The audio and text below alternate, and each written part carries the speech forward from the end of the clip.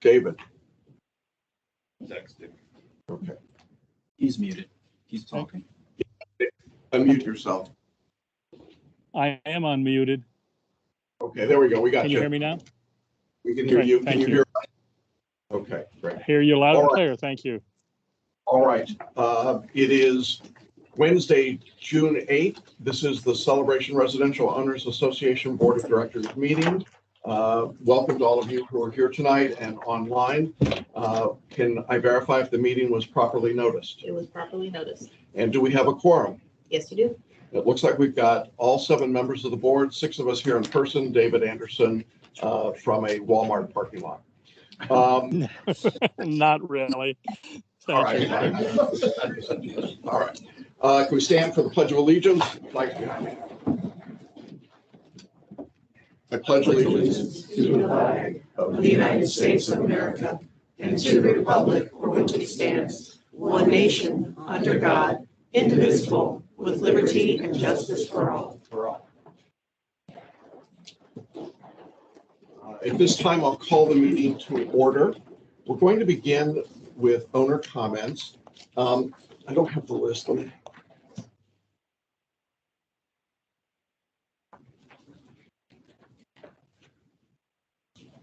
We'd like to do the owner comments a little differently tonight. I know that many of you who are here want to talk about lawn sports, and we are going to be dealing with that. It's agenda items 4 and 5, and I think copies of the agenda are up there. We would like to wait until we get to those 2 items and then have you speak so it's relevant to the conversation that we're having. So, yeah, go ahead. I have a really bad back, Uh-huh. and I would really like to get this. You're welcome to. At the beginning. Okay. So I don't have to sit in a lovely chair. Okay. Thank you. Certainly understand that. If you are willing to wait until we get to that agenda item, that'd be great. Otherwise, you can speak now. What we're going to do, Patrick, can you put up the timer? We're going to, come on up, Patty. We'll have you speak first. What we're going to do a little differently, and I don't know how we're going to do this exactly. Before you start, we recognize that in the past, it was kind of tough on speakers to know when their 3 minutes had elapsed. So guess what we did? Whoa. Okay, so this is like very Okay. cool. I need a reset. Yeah, reset that. Go back. Patrick, go I'm back. Irish. I can't keep your time very short. How hard I try. Okay, hold on. Anyway, when you are ready, Patty, go ahead and we'll make sure you get your 3 minutes. Patty Phillips, 1105 Clay Street. I've lived in Celebration for 20 years and I love this town. I'm also one of the 4 coordinators of the Celebration Croquet Association. After 4 years of planning, working, appointing a task force, architectural plans, and assurances from the croquet board that lawn sports would most certainly be a great addition to the lawn behind Heritage Hall, all the plans have been unexpectedly derailed. All of a sudden, with no notice to anyone, CROA members have decided that Lot D would be a better place, and that instead of 2 courts that are needed for regulation play, only 2 3/4 size courts would be best. No one from the task force could oversee. I'm sorry? No, go ahead. Keep Okay. going. I'm sorry. Ever visited the site at Lot D, nor approved the move. 2 members of the task force went with a CROA board member to take a look, but the area was locked and they could not gain access. At no time did they agree that this would be an acceptable plan. At the last CROA meeting, a vote was taken to add croquet to the plan for Lot D.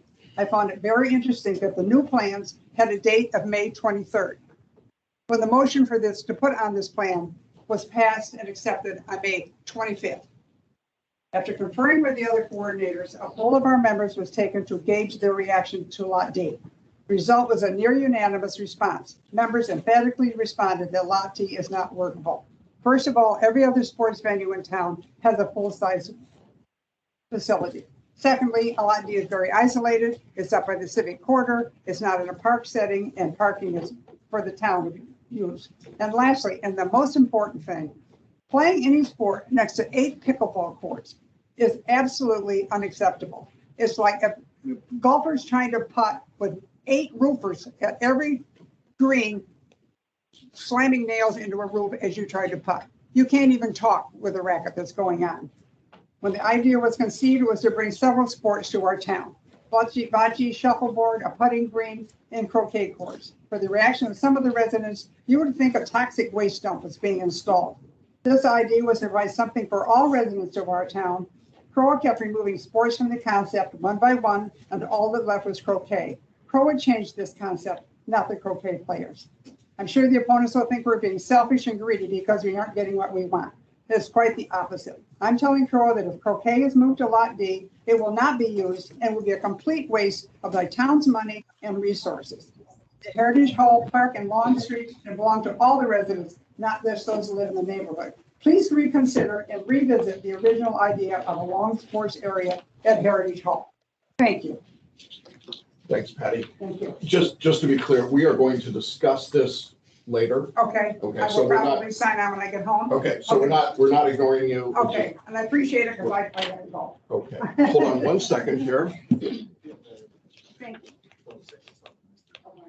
Hold on 1 minute. This. All right, I am actually just going down the list, and the next name I've got is Joe Browning. Joe, did you want to talk about lawn sports or? Generic comments. Okay, great, come on up. I'm going to introduce it by talking about the electric vehicle charging stations at Lakeside. They don't belong there. They don't belong there now, never will. I'm very interested in that. I talked to Duke Energy. What they are is an example for Duke to use to regulators to prove where chargers do not belong. You can see their lack of usage. It told me two things by dealing with Duke. One is the horrible waste that we have by government oversight. They're doing all this damn work and putting these things where they don't belong to show government regulators where they don't belong. Instead of telling you that's a dumb question, they can say, we checked into that and this location is not appropriate. It also told me why Tesla's the leader. They don't bother with that. They're putting in great stations, not these. Okay, now why did I bring it up? It says to me 4 things. Lack of due diligence on the part of CROA. Why in the hell we put those things there? Second is lack of concern about the residents. Why did we block 6 prime stations for people that want to go to the pool? I don't go there, but I'd be really pissed if I did. Because people like to park there. They're reserved only for electric vehicles. Anybody that has electric will have the 220 service or 240 at their home in Celebration. It's cheap, so they don't need to go there. The other thing has to do with why is it there? Was it some company that was very in tight with the board that got it done? I don't know. Why do we rubber stamp those things? Well, my real issue is really not this croquet thing, which I think is a joke. I don't care what they do, but I do care about Spring Park. I've traveled this road with CROA before. So what I will do, if this is approved for Spring Park, I will attach that approval and attach it to this letter, which I just drafted a quick one, and send it to the different county officers. It will say, this is to inform that the Celebration Residents Owners Association has unilaterally decided to make alterations to Spring Park in Celebration South Village that will adversely affect traffic flow and emergency vehicle response times in the area. The board, despite significant resident opposition, is proceeding with adding a sport facility to the park that will attract participants from the metropolitan area. It is the influx of these participants and the associated spectators that will cause the traffic and emergency response time to that. So what I will do then is say, hey, you're causing a hell of a traffic problem, and the county will then react accordingly. And we did it before and it worked, because you don't see anything on Spring Park today. You pull it off. Thank you. I'm done. Thanks. Can I respond to the EV part of that? If I can counter respond. Well, I would rather that we just I'm wait. very familiar with the topic. I welcome such an exchange. I'm not looking for a debate, sir. I'm just looking to state the facts, which were not accurate when you stated them. That's all. Oh, I like to counter that, because I think the facts are accurate. They're not. They are. They're absolutely not accurate. I was the president of the technology committee who negotiated this Jim, deal I'm just going to stop. over a 2-year period. I'd like I to can have. go back next month. I love this stuff. Mr. Browning? I feel like between Fraser and Ali, Probably.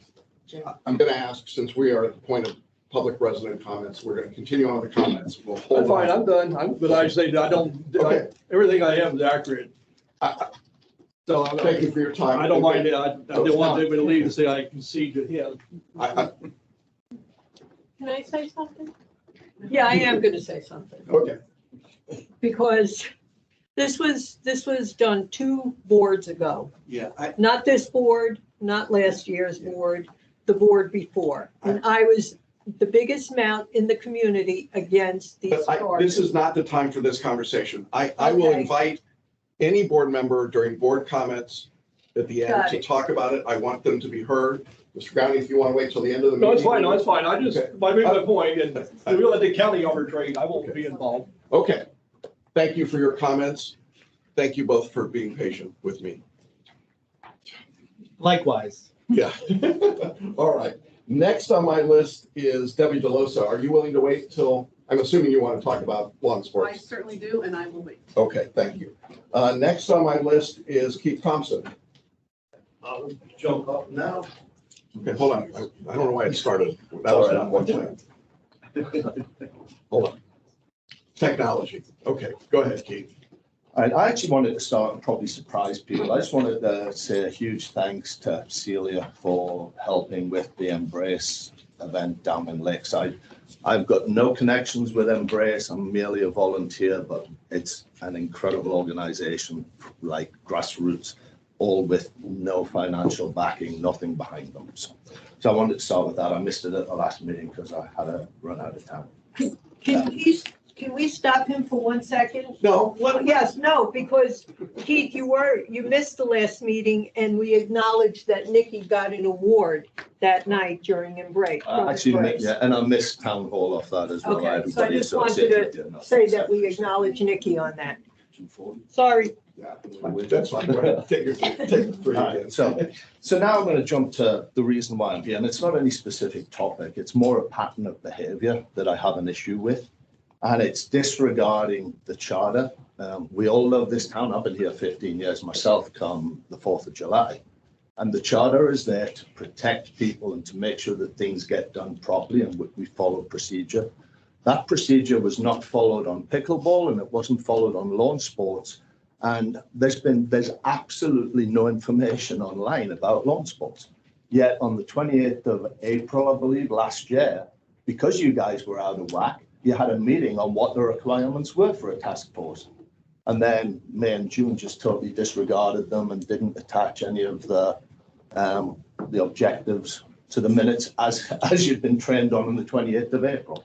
So that's the first part. It's not about NIMBY. It's about the fact that it shouldn't be happening at all. It's nowhere near a priority for the community. And all the snarky comments about NIMBY and all of that kind of stuff don't really help because that's not what it's about. They change the narrative to maybe get it pushed into somewhere where people are a little bit less unhappy with. Cool. I've worked out how to invent time. So there's that. And then that whole practice of disregarding what you're supposed to do follows through with the advisory groups. It follows through with Celebration Hall. It follows through with choosing people that didn't follow the process, choosing people that put in applications late, all the things that you said you weren't going to do. To be honest, you know my thoughts on Lexan, and I think it's an utter betrayal to anyone. And I think it's laughable that you would call anything that Lexan-owned community anything. But leaving that aside, this isn't about improving their reputation or making sure people don't think there's a clique involved in making decisions. This is about doing the right thing and acting honorably. I don't know any of you guys. I'm not judging you as people, but I'm judging your actions because your actions are totally out of line. They're out of whack with everything that is in the charter and the way you should be doing things to try and get what you want pushed through. So, you know, all I will say is that perception's reality, and you can complain about social media or anything else, but perception is reality. And there will come a day where you'll have to answer to the fact that you disregarded what you said you were going to do and what you signed up to do. And the words of a good old British song, I don't know where, I don't know when, but that day'll come. Thanks. Thank you, Mr. Thompson. All right. Next on our list is Dennis Dowd. Did you want to talk about lawn No. sports? Okay, all right. Hold on one second. Let me see if I can manage to get this timer to work. Well, maybe properly. let me ask a quick question. Sure. Can I have about 10 seconds? You can have 3 minutes. 3 minutes? Go for it. Yeah. My name is Dennis Dowd. I'm a long-term resident of Celebration. I'm here to talk about voter registration. Voter registration is not a political activity. Voting is a fundamental right of democracy and is a right of every citizen to have a voice heard through their vote. In Florida, people must register to vote 29 days before the election in order to vote. Volunteers who help people register engaging in a patriotic activity advancing the purpose and function of democracy. When I was young, I lived in a town where on election day, November the 8th, 1960, people with pickup trucks and shotguns kept black people from voting. That's voter suppression. That's political activity. There, between May of 1955 and January of 1964, 7 people were killed in Mississippi for doing voter registration. In mid-1920 or mid-2020, Celebration resident Eleanor McDonough was helping to register voters in downtown Celebration near the waterfront. She was told by someone, possibly someone on this board, that she had to leave the area because she was engaging in political activity on public property. Yes, I'm telling you that's true. I gave you a name and a time, okay? You can feel free to talk to Eleanor. People that were treated that way, including Eleanor, were engaging in patriotic activity. They're trying to extend access to a voice in government to all the citizens in our country. That access is one of the basics of democracy.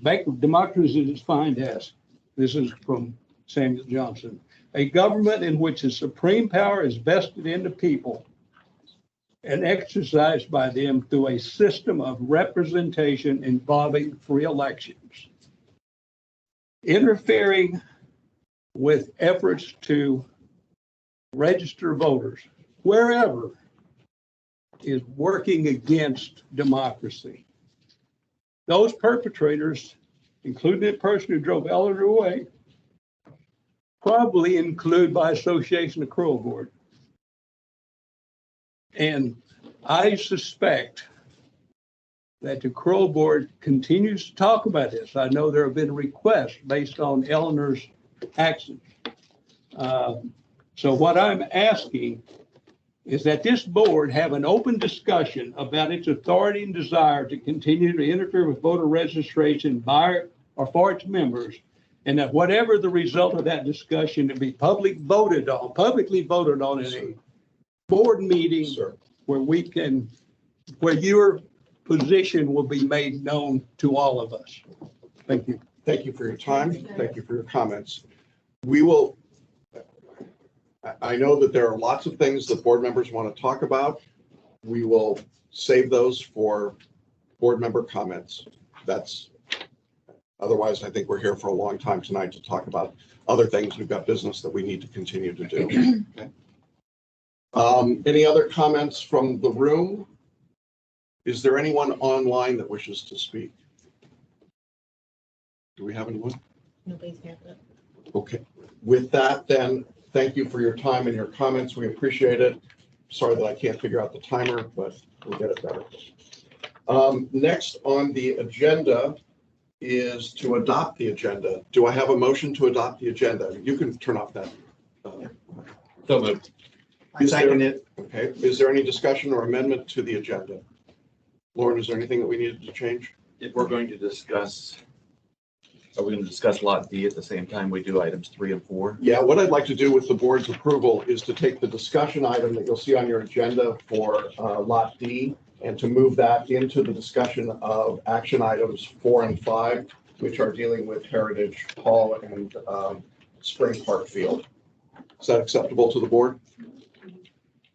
So I revised my motion to be that. Okay. For 4 and 5. 4 and 5, yeah.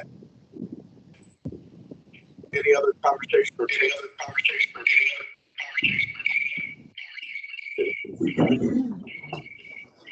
Where's that coming from, Pat? Okay. There we go. Okay. All right. With that, all those in favor of adopting the agenda as revised, say aye. Aye. Opposed? Aye. Okay, great. At this point, the next item is D, approval of the minutes from the CROA board meeting of May 25th, 2022. Is there a motion to approve the minutes? So moved. Is there a second? Second. Any discussion? All those in favor say aye. Aye. Opposed? Aye. Motion carries. Okay. Patrick, could you put up the slide deck for the president's overview? As has been the practice the last few meetings, I'd like to just briefly overview for the community where we are in terms of repairs and work and where I think we're going to go tonight and the process. So with your permission, we're going to go ahead and talk about that pretty quickly. So our first job here is to go fast and fix stuff. We've been saying that for some time. Please work. Patrick, I'm stuck. Okay, so this board convened as a board on March 5th. So we're now almost 100 days into our tenure. And I think it's a reasonable question to ask, what have we accomplished in those 100 days of this board? And I want to point out a couple of things to you. Over the last 8 weeks, we've actually approved 83 action items. For maintenance and landscape, that's been a total of $886,000 worth of work that we've approved. That work has begun. You're beginning to see, I hope, examples of that throughout the community. We've also initiated over about $98,000 worth of repair work, and that has gone and started underway. And we've also approved 2 new playgrounds worth almost $400,000. And the total of those expenditures, those 83 action items, is $1.379 million. So we've been very active. We've been taking care of a lot of deferred maintenance and a lot of work that needed to be done. So that's where we are as of right now. Now, we're continuing to take action. There's more to be done, and we're going to do some of that tonight. I want to just preview that for you very quickly. Work that's being done right now. Natalie has been out along with Brian and others, and they've been following our vendors and doing some work. This is at Founders Park. You can see the way it looked a couple of weeks ago. On the right, you see some of the work that they've done, and I encourage you to go out and take a look at some of those places. I don't think the pictures really do them justice, but we are beginning to make progress. That's one example. We're also there's a better picture of Founders Park. You can see it's starting to really look the way I think we would all want it to look. This is a picture that I think was done just today in Towey Park. Yep, Towey Park. And they've been putting down sod and working there. This is representative of the smaller parks and the pocket parks where work is being done. And again, our landscapers are working and maintenance crews and management is following up to make sure the work is being done. You'll hear Natalie talk later tonight about the checklist that they're using to make sure that work is effective and proper. This is a picture of Lakeside, some work that's being done there. And then finally, this is a before and after. I think this is in the town hall parking lot where we're putting up lighting to make it a safer place. Hopefully those of you that came here tonight saw that we have rails up in the front after many long years, and they are painted appropriately celebration green. And so we're making progress. So those are some examples. It's just a small sampling of what I think is being done. Now tonight, we are going to be taking action on 18 items. And those items include landscaping worth about $291,000. We've also got boy, my eyesight now is starting to go. What's that next one? Repairs and paint. Repairs and painting, 262,000, including some service area work, and that's a total of $554,000. So we're continuing to take a lot of action to continue to move forward on these things. So I think it's appropriate to ask again, where does the funding come from? The process of funding and celebration is not always easily understood. When we're doing maintenance and repair, that comes from our replacement reserves. Right now, I believe that number is I can't even read my words. 2.39 million. That's as of June 7th. When we're doing landscaping, that comes out of our operating expenses, and that total is 1.57 million in that account right now. When we engage in capital spending for new amenities, that funding is 2.65 million. And our total assets for the community, as you'll hear in the financial report, are very sound. We're at $9.7 million. So we have the assets. In part, this reflects the fact that for a couple of years, we just weren't spending money due to COVID. And so now we're trying to catch up with some of those things. So we have the funding for these items. I want to just show you again the process of what happens in doing this. We start with an awareness of a problem. Whether you contact us through cell service or you send an email or you call, these are things that help us understand that there's a need. Then management goes out and reviews. They do research. They find competitive bids. They bring those to a service area or to the community to review, and budget approvals are considered and looked at. And then the board does what you'll see tonight. We review those, we ask questions, we get the board package, and we do the work to prepare. And then finally, we come to the board meeting for approval, either in the consent agenda or as an action item. So that's the process that we're following. And that is the goal. And I think it's consistent with what the charter requires. Now, the other part of this is that you may have noticed that inspectors are out in town in much more active work than previously. You're going to hear some additional information on that later tonight from management. But as of June 3rd, inspectors had written 274 violations for maintenance items. They had issued another 58 for landscaping, 25 for architectural, and 17 other. That was in about a 10-day period. The inspectors are working much more actively now. You'll hear more about that again tonight. But I think it's also important to point out that we all have an obligation as owners to take care of our properties. And through the last few years, it's been difficult for many people to do that. But we all benefit when our properties look good and when we're doing the right things. So that's part of where I think we go in terms of not just the expenditures that we make, but personally the work that we do. And ultimately, the goal is to do great things together. Regardless of whether we agree or disagree, I'd like to think that we can have civil conversation, that we can be respectful of each other, that we can recognize that as a community, we're better when we work together. And so that's what we're trying to do. And so tonight, our goal is to have a respectful conversation about the things we have to do, to listen to what the community has said to us, but to continue to move forward. So, Pat, you can turn that off. Jackson, I want to say something. Sure. In regards to this inventory list. Yes. This is amazing. This is just like amazing, Natalie. Thank you. Yes. All of this red. It's just, we've never seen anything like this before, so thank you. Yeah, and Natalie's going to talk some more about that later. Yes, I'm not trying to steal her thunder here.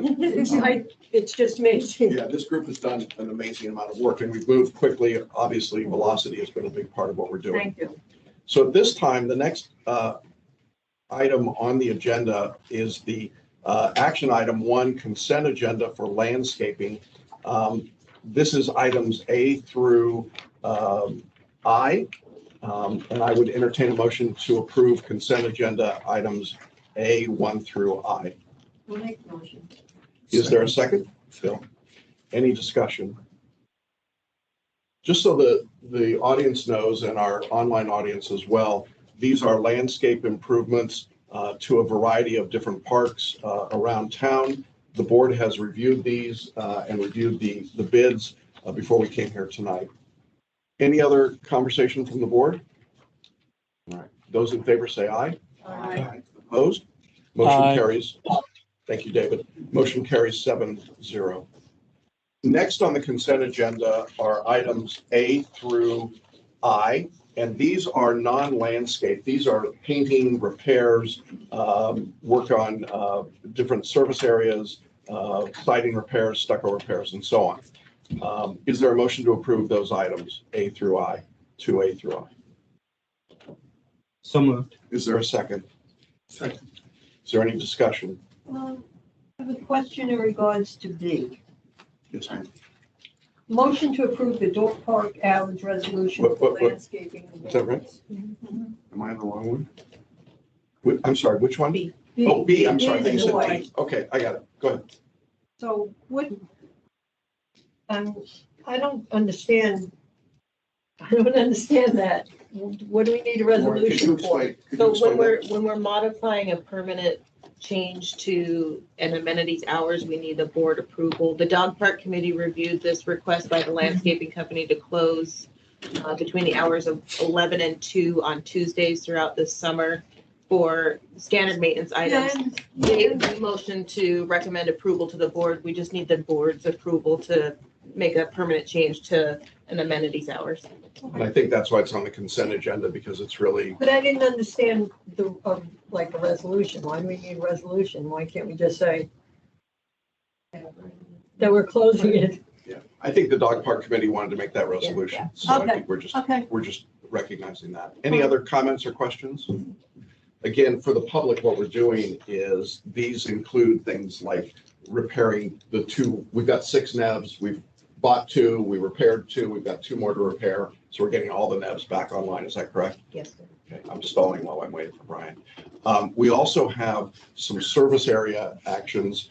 And again, for the community, what we've done is to look at the service area budgets and the reserves and the cash that they have. And we've talked to the executive committees of those service areas for their approval. And we've received all of that at this point. So with that, any other comments or questions? Just comment that Yeah.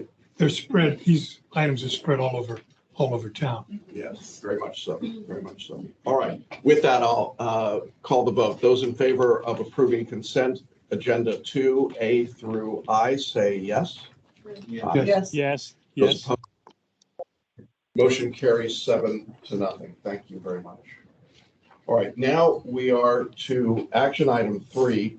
This is a motion to approve painting at Spring Lake Townhomes Phase 1 and 2 by Cardinal Painting in the amount of $205,109. Can I get a motion? Can I get a motion to approve so we can discuss? We'll make the motion. Is there a second? Second. Okay. Who's taking this? Natalie, you want to talk about Yeah, this? I can take it. So basically, I went to the committee for Spring Lake Townhome, and I have all the email chains of the approvals to go with Cardinal Painting. Cardinal Painting is actually, they own a home in Spring Lake, a single family home. And they've done a lot of work here in Celebration. They also do all of the painting work for Legoland, SeaWorld. I've checked a lot of their work, personally myself. And they voted to have them complete the work. And how much money do they have in their reserve account? 1.2, Approximately 1.2 million. 1.2 million. So that's correct, yeah, right? 1,062,000. 1,062,000, sorry. Okay, so they've got enough money to do this with. Okay. Any conversation, Brian? When I'm looking here, I called up the prices. It's 205,109 for the paint, but there's also 19,844 to replace paint and install shutters. That's if we replace the shutters, but they decided not to replace the shutters. They're just going to paint the existing shutters. So the 205,109 covers everything. Mhm, correct. Okay, thank you. Any other conversation? Questions? All right, I'll call the vote. Those in favor say aye. Aye. Aye. Opposed? Motion carries 7-0. And I will also say that the executive committee there approved this expenditure. All right. Now we come to items 4 and 5. We want to combine those two with a discussion of Lot D. So at this point, just to frame this up a little bit, what we're talking about, items 4 and 5 are landscape improvements at Heritage Hall and Spring Park Field, which is the field. Let's get the language right. Spring Park Field is the field Behind. behind the building, right? So Heritage hall is the building and Actual the clubhouse the and clubhouse. everything. Okay. Because of the discussion of lawn sports and Lot D, it seems like this is the appropriate time to start having that conversation. So what I'd like to do, Patrick, will you pull up the timer again? I'm going to invite anyone that wants to talk on this issue to talk to us first, and then the board's going to work on this. So Debbie, I think you're the first name I've got up here to talk. And see if Patrick can. Yeah, there we go. There we go. Okay. I'm Debbie DeLosa, 415 Arbor Court. I want to reiterate 2 items from my long recent email to the board. 1, a majority of the Croquet Association and Celebration, they have no interest in playing croquet on Lot D, as you heard earlier. If you build croquet at Lot D, the CCA is not going to come. So that's important for you to understand. 2, I also feel strongly that the field at Heritage absolutely needs to be improved. I think we all agree on that. However, any decision to fund improvements to that field is absolutely not related to croquet, in my opinion, and should not be considered either as a short-term or long-term solution to our lawn sports proposal. At the last board meeting, one of the board members said that the decision on the board-developed idea of building only a single regulation croquet court on Lot D was not final. I truly remain hopeful that there is still an opportunity to restore trust in the process, and the board will reconsider that decision. My strong recommendation is for the board to conduct an actual study to gather data relating to resident concerns on Heritage. For example, actual field and parking usage around Heritage at various times and various days of the week. I truly still can't understand why anyone would not agree that a world-class lawn sports venue at Heritage Hall would be an amazing reflection of everything we value in Celebration. But with that said, I would welcome an open public forum to discuss any resident concerns with availability of actual data. A few months ago, the Celebration architect developed a lawn sports layout at Heritage Hall. It had pavilions for families, walking paths in the woods for dog walkers. It had space for both lawn sports and a large area for free play. It was seamlessly integrated into the existing Heritage Hall picnic area outside the pool. It was beautiful. It would be beautifully landscaped, and it would certainly be very popular with families visiting the Heritage Pool and playground. I'm really not sure why there was very little discussion by the board on this layout. I've heard the board refer to this proposal as the Taj Mahal. The first pass estimate was around $750,000, which could be significantly reduced by using seed instead of sod. Is this really too expensive for Celebration? Didn't the board spend over $800,000 for a dog park and millions of dollars for a baseball complex? And I just heard you spent more on playgrounds. We in Celebration deserve a world-class amenity that would be a legacy to be enjoyed by generations of Celebration families. Thank you. Thank you. I don't have on my list anyone else in the audience here that wants to speak. Am I missing anyone? All right. What about online? Do we have anyone that wants to speak to this issue online? I don't see any hands up. Okay. So with that, thank you for your comments now. And I think what I want to do at this point, before we actually go to these motions to approve, I'd like to just discuss these items in general. Is that acceptable to the board to have this discussion? Brian, can I ask you to kick this off just in terms of where, is that fair? You don't, since you're the recreation liaison, I think it's a place to start at least. I'm not sure how to attack this. We've had lots of feedback that, let's go backwards.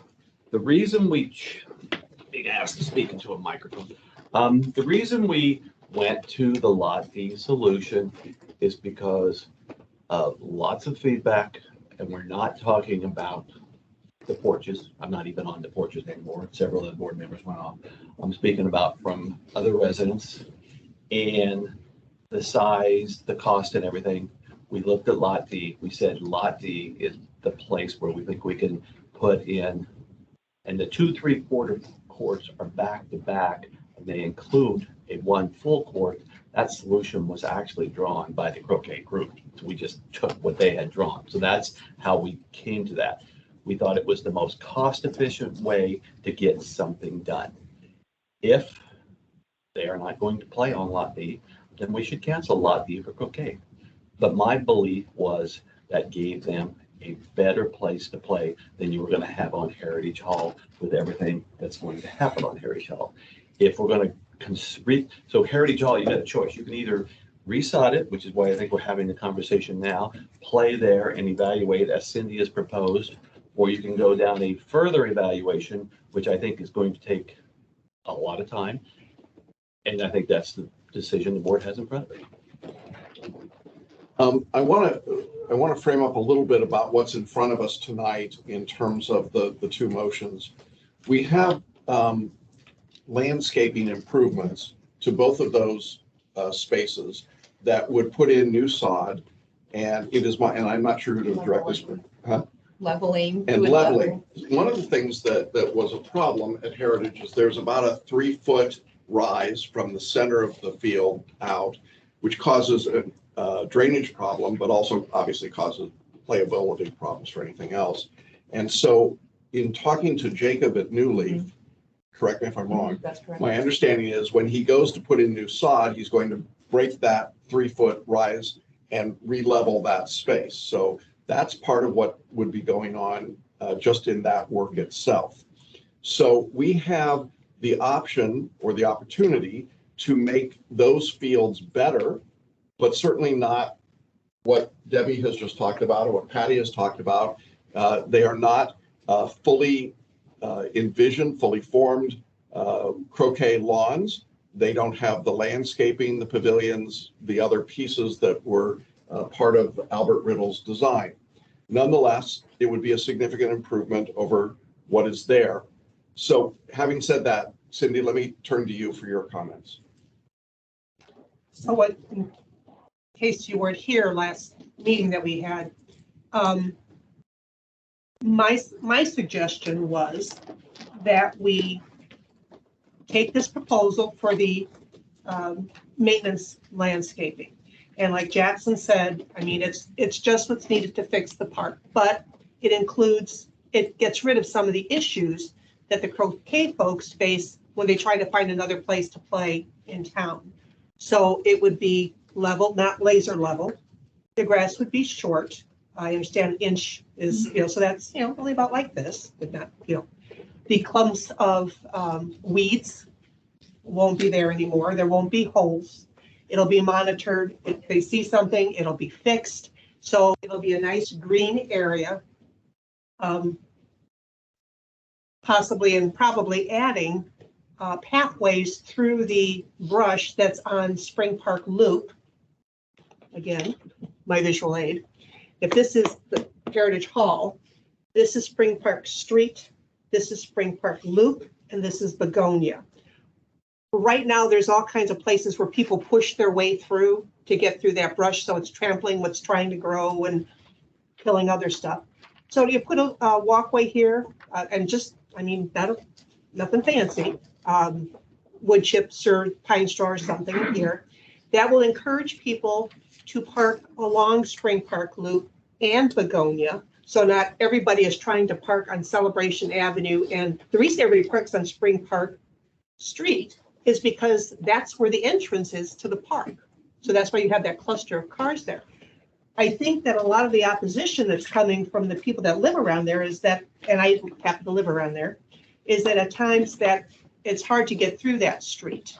If you turn from Spring Park's Loop onto Spring Park Street, sometimes, as soon as you start making the turn, you have to stop because there's somebody already coming this way and there's cars parked along the side. This will help alleviate some of the parking problems.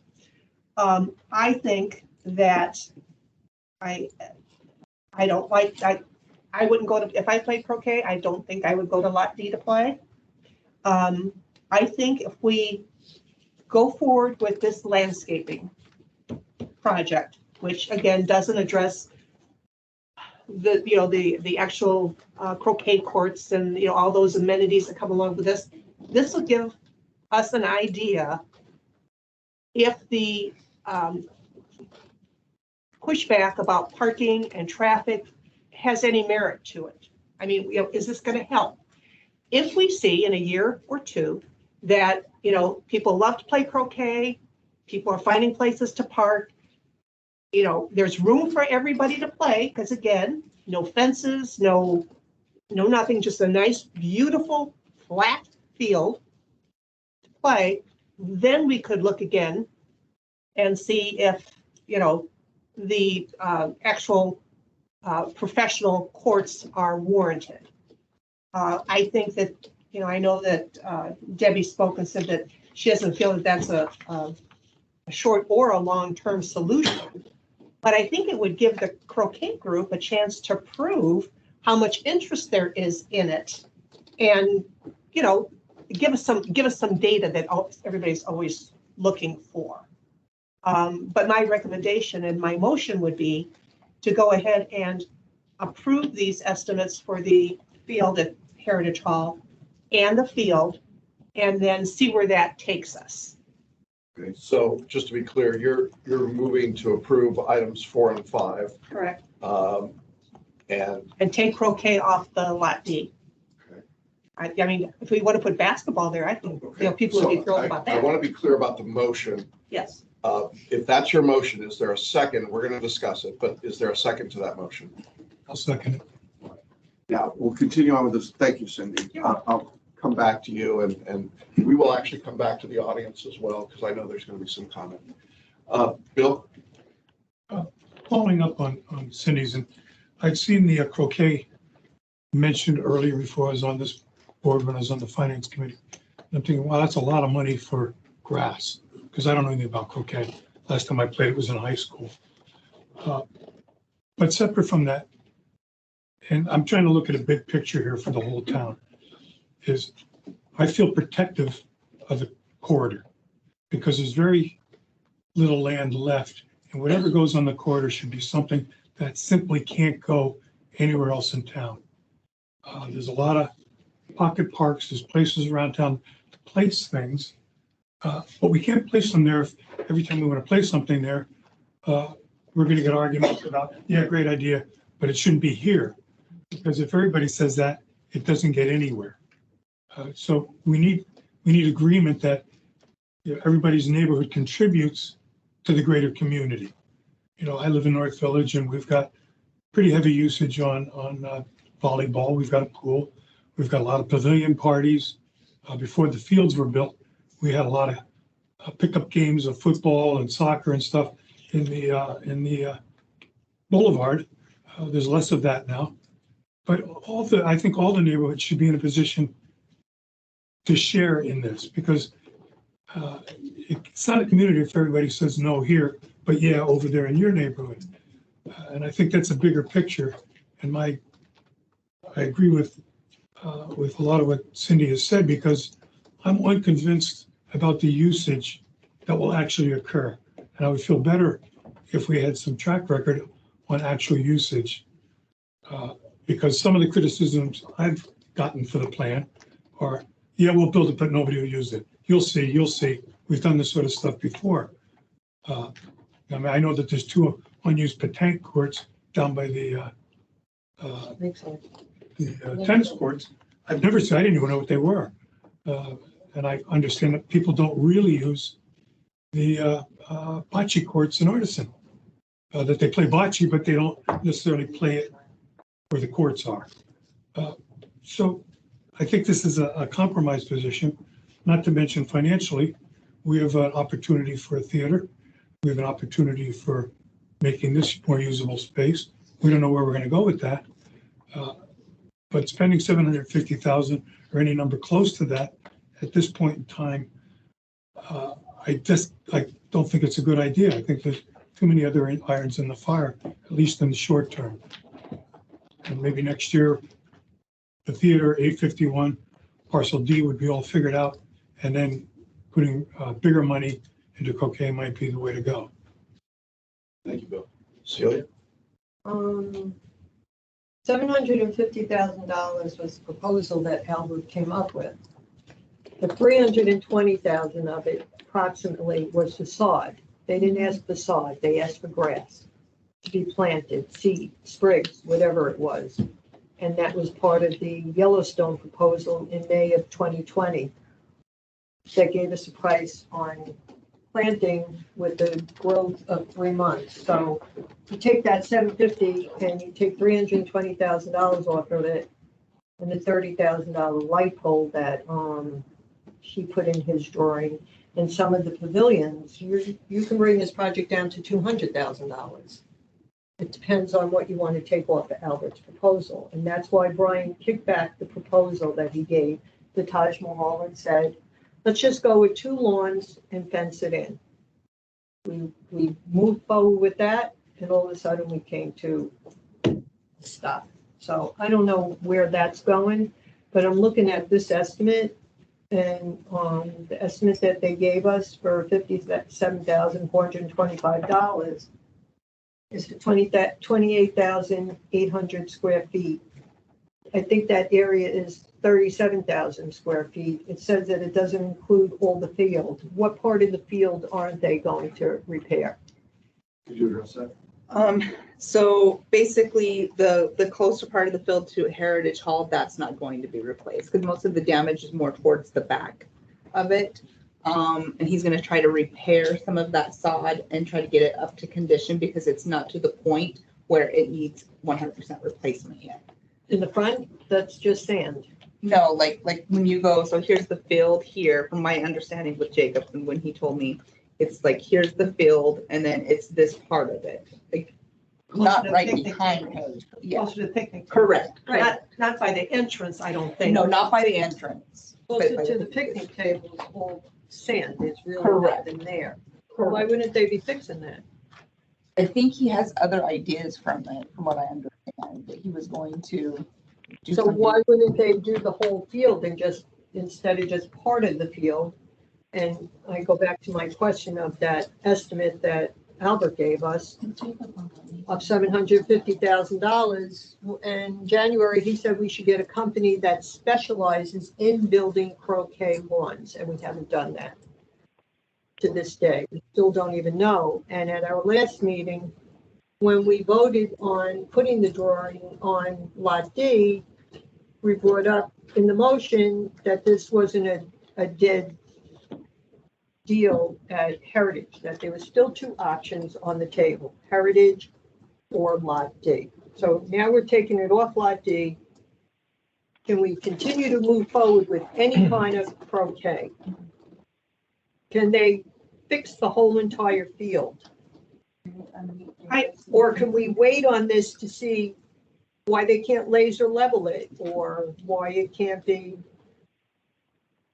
fixed better Let me than? just, is Jacob? Jacob, yeah. He's online. If he's online, I think we've got Jacob from New Leaf, maybe online, That's good. and we can hear from him.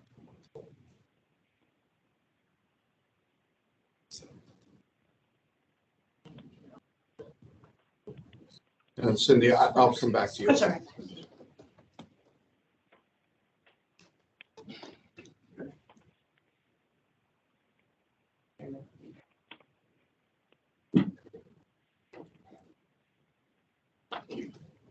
Do we move on and come Yeah. back to Jacob? When I get Okay. back. Did you want to respond before? When I just wanted to say just to continue with what Natalie said, I actually called Jacob because I was confused by the 2 proposals and, what are we talking about here? And I said, so are you gonna go and you're gonna just patch?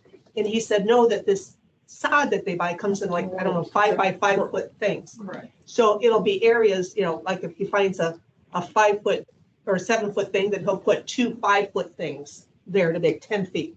And then over that hump is where most of the wear and tear has occurred. So that whole center part will be replaced. The turf that actually goes with the croquet field, I believe, Celia, is different and it's high maintenance. Oh, yeah. It's You know, cutting green. Yeah, it's like you'd find it at a golf course. Right. Jacob is available. Can we bring him up? Or unmute him?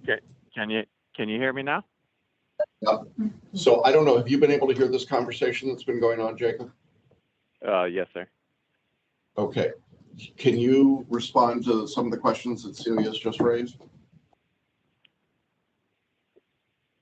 So what we were tasked with was to, as far as Spring Park and Heritage, the field portion was make it one, safe, one, maintain, secondly is maintainable. So a lot of that area what you see is, I believe it's 28, about 28,000 square foot. So those areas, it's not the entire field. So a lot of the field, I want to say about half of it still has turf on it that is, I can bring it back via maintenance, chemical fertilization, aeration, and things like that.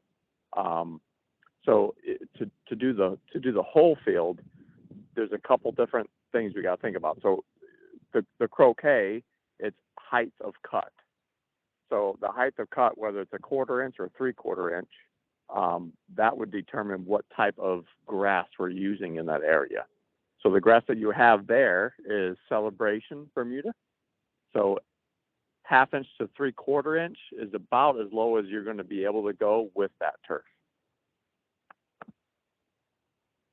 So if that, if go ahead. So that means, I'm just trying to understand, and I'm not expert at this. So that means we would actually need to put different kind of grass to make it playable. I think what he's saying is it would be the same grass, but he would cut it down to 1/2 to 3/4 of an inch. Is that a correct statement, Jacob? So the grass that you have there, just via maintenance, I can get down to easily 3/4 inch. So between 1/2 inch to 3/4 inch is doable with the type of grass you have there. If you go less than that, we're going to have to go with a different turf, which is more than likely, it's called a Tifway. It's a dwarf to go down to a 1/4 inch. Can I ask you to? So the difference between a the grass that you would use on a professional court is a 1/4 of an inch? From a 1/4, that would be a 1/4 inch, and you can do as much as a 1/2 inch cut. So you're talking about a difference of a 1/4 of an inch? Is that what you're saying? It's pretty close, but to get it to a 1/4 inch, you have to remember to get to a 1/4 inch and keep it at a 1/4 inch in green. Right. Maintenance changes quite a bit. Well, I'm thinking more of the ball rolling. Yeah. So Jacob, I'm going to ask you to just, if you don't mind, stay online and listen. We'll come back to you, but I don't want to get too far into the grass and kind of see where we are. Celia, I want to characterize. I want to ask you a question, Celia, to make sure I understand. Because what I think I've heard you say is that you are in favor of building out a full-on lawn sports space at Heritage, albeit not everything Albert designed, but you want an actual lawn sports. His last design. Okay. And that is different. All right. And just, okay. Right. And just to be clear, that is not the motion that Cindy's made. Right. So okay, I just want to make sure I understood. Now, did you have something else? Okay. Or why can't Jacob laser level the area? I know it's gonna cost more money. And why can't they put the turf in instead of what they plan on putting in? Right. So Jacob, this is Brian Kinsel. Talk to us about the annual maintenance cost if you put in the Bermuda grass and keep it at a 1/2 to 3/4 you've talked about versus if you put in putting green grass. I'm very sorry. Could you say that one more time? Yeah, this is Brian Kinsel. Talk to us about the annual maintenance cost if you put in the Bermuda and cut it, say, to 3/4 of an inch the way we're talking. And if you're going to keep it there, how often would you have to mow it? What would it cost? Or Celia just said, why can't you put in the putting green grass? What would that annual maintenance cost, and what's the difference in putting it in? That's a big question, but I appreciate it. So the annual maintenance costs you have currently that we started in June 1 will keep you at 3/4 inch. So after we do what's in front of you for a proposal, that keeps me using a type of mower that can keep it at 3/4 inch for the height of cut. So that's what you have now for maintenance. Okay. To go less than that, you would probably go from 2. So the maintenance you have now is 2 mows a week. So it's about 104 a year. You would go to at least 4 to 5 cuts a week for the area you want to keep 1/2 inch and below. Right, which you and I have actually talked before, and you thought you were probably looking at 80, 90 to $100,000. Just for the area, I believe the last discussed was around 26,000 square feet. Yeah, we'd have to mow that 4 to 5 times a week. And your answer is consistent with what you told me before. Thank you very much. And what would it cost to laser level the field, Jacob? Do you have a sense of that? Only laser level, or are you talking about building a croquet with under drains? And because croquet is typically just about exactly flat. So obviously water doesn't go away from exactly flat. So you have to control that below the grade. So you're talking probably between $10 and $12 a square foot to build something that is completely flat but drains. Okay, and we're talking about 21,600 square feet? Last I looked was, okay. I'm sorry. All right. I should look what? Isn't that the entire area? Yeah. 26. Okay, so it might be smaller. So that's All right. $237,600. Okay, so, all right, thank you, Jacob. I'm going to mute you back again.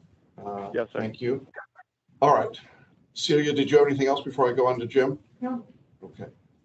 Jim, you have any comments? Do I? I think you do. Yeah. So one of the comments I want to make is we vote a lot of things 7-0. And people think, well, we're just, rubber stamping stuff. No, we work on this. We work on this in between meetings, and we talk a lot to each other. We spend a lot of time working through this. And if any of you know more than one of the board members, you know that all of the board members are quite different people. We don't necessarily have a bunch in common. We don't all think the same. I think this is a good example of that. So we work for consensus.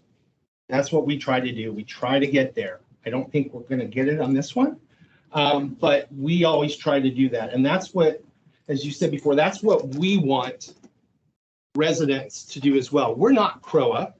We are the CROA board. The homeowners are CROA. And so we want to have that discussion. We don't have, from an app perspective, we don't have an app where we say, everyone get on your app and push this, and we know exactly who thinks what about these. So we have to do the best that we can, just like you do, to talk to other people, to read the emails that are sent to us, to figure out and try to get a sense of what the community wants. The other thing is, when people talk about the CROA board, they reference last year, the year before, the year before, the year before, as if 7 people were on that board for all of those years. That's not the case, right? I know that this board is different than last year's board. And part of that is because of Bill and me. We're the two new people on the board, right? And so this is, so we can look back at what other boards are doing along with you. I don't have a problem doing that. And I think that there's some commitment to maintain some continuity to their decisions. However, please try to keep that in mind when you make comments about the board and how the board is. I didn't get assimilated into the board when I got on the board, right? I'm still me. If you came to the candidate forum, I'd be surprised and shocked if you see me do anything different than what I spoke at that time. Okay? So that's what I'd like to ask you to do. I am really bummed right now. I don't play croquet, as you all know now. My daughter likes croquet and my wife likes croquet, but I don't play croquet. They're not going to be enough to make me want to push something through. That's not why I joined the board, to do the things my family wants. I did it to serve the community. So we tried to do that. We got back this, I'll just say it, a ridiculous amount of money, almost as if it was set up to fail. Hallelujah. I'm not Thank going. you, Jim. It's what I've been saying since the beginning of this. And so maybe we need to take a step back. Maybe we need to, I did some research. The cameras that we have out there for our security system can actually count the people that are there during the day. So we could deploy that. We can get other information. So that's fine. I'm also bummed because I thought I came up with an additional part of what might be a good solution for Lot D. And it's not acceptable to the club. And I respect the club, and I know that they are the fans, fanatics, the people who want to do it. They do it all the time. They play it. They love it. But I'm not voting for them. I'm glad to hear that it would be used by them or not used by them. The reason that I voted for pickleball and the reason that I would or wouldn't vote for croquet is for the betterment of this town. The club doesn't represent everyone who would play croquet. I understand that they've worked very hard on this, and that's why I tried to work very hard to come up with something when we seem to have a lot of challenges around Heritage Park. The other thing I want to say in regards to Cindy's comments is I believe that we should add different entrances. And I think we should improve the field.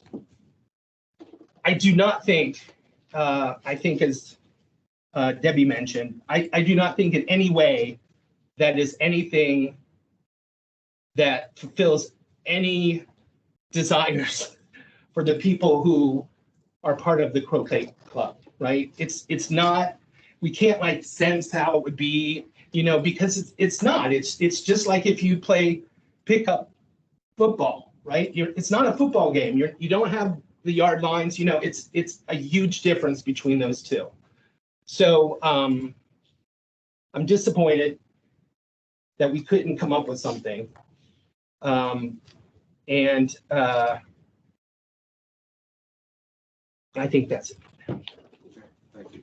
Thanks. I'd like to say something. Can I get to David first before Sure, we do that? Would that be absolutely. okay? David, do you hear us? Can you? Yes, I can. Yeah, can you hear me okay? Yeah, we can. Thank you. Yeah. I'd like to break this into 3 different parts. And I think I respect virtually everything that Jim just said, but I think we can ultimately come to consensus. I do not think we will get to consensus tonight, but I think we can get to consensus. First of all, I think with the motion that's on the table, we're confounding things. We're putting items 4, 5, and Lot D together. What I would propose is that we make a decision on Lot D, as in dog, and take croquet off of there. We've heard, I think, enough pushback that while that was what we thought was a cost-effective approach, all we were approving actually was getting designs and ultimately costs, not approving the installation there. But I think we can take that off, and then focus entirely on croquet. Second is hearing from Jacob and hearing some of the discussion about side gates and this and that, and whether it's 1 lawn or 2. I am confused with items 4 and 5. I'm actually confused. I need a map to see what's the difference between those. And I think the timing to approve these is off because there's too many floating variables. I'd hate to level something and then it's not what's acceptable moving towards croquet. So to me, there's still too many moving parts with the items with 4 and 5. Ultimately, we need to do that. But I don't want to do something that we have to undo or redo, or I wish we would have thought of earlier. So I'd like to get some greater closure on the croquet piece. So then the third piece is in line with what first speaker today, Patty, and then what Debbie said. I think what I would support is, again, if the cost is right, and again, we're talking about the location of Heritage Hall, is I would support doing croquet and doing it right. I think Debbie's point about getting data, and I think there's multiple data points that actually go back to items 4 and 5 on the agenda, and data from residents and impact on parking, and then hearing what we heard from Jacob with Brian's questions about the annual ongoing maintenance costs. What's the full package mean? And then also line that up with our other priorities. We've had community center and performing arts, particularly community center, floating for about 10 years, and that's not going to be cheap. Again, for whatever the one-time costs and then the run rate on that. So that's been a longer serving piece that in terms of our priorities. So I know we said at the beginning that we have 2.65 million in capital improvements. Well, when we build pickleball and the parking and redo that lawn there, when those bids come in, that's going to take a big chunk out of that. What's going to be left? So I want to make sure we don't deplete prior to whatever comes out of the Celebration Hall advisory group. So with lawn sports, I want to do it right. I'm not sure I'm not sure what the difference between doing it right and world class is in terms of what that looks like and what that costs.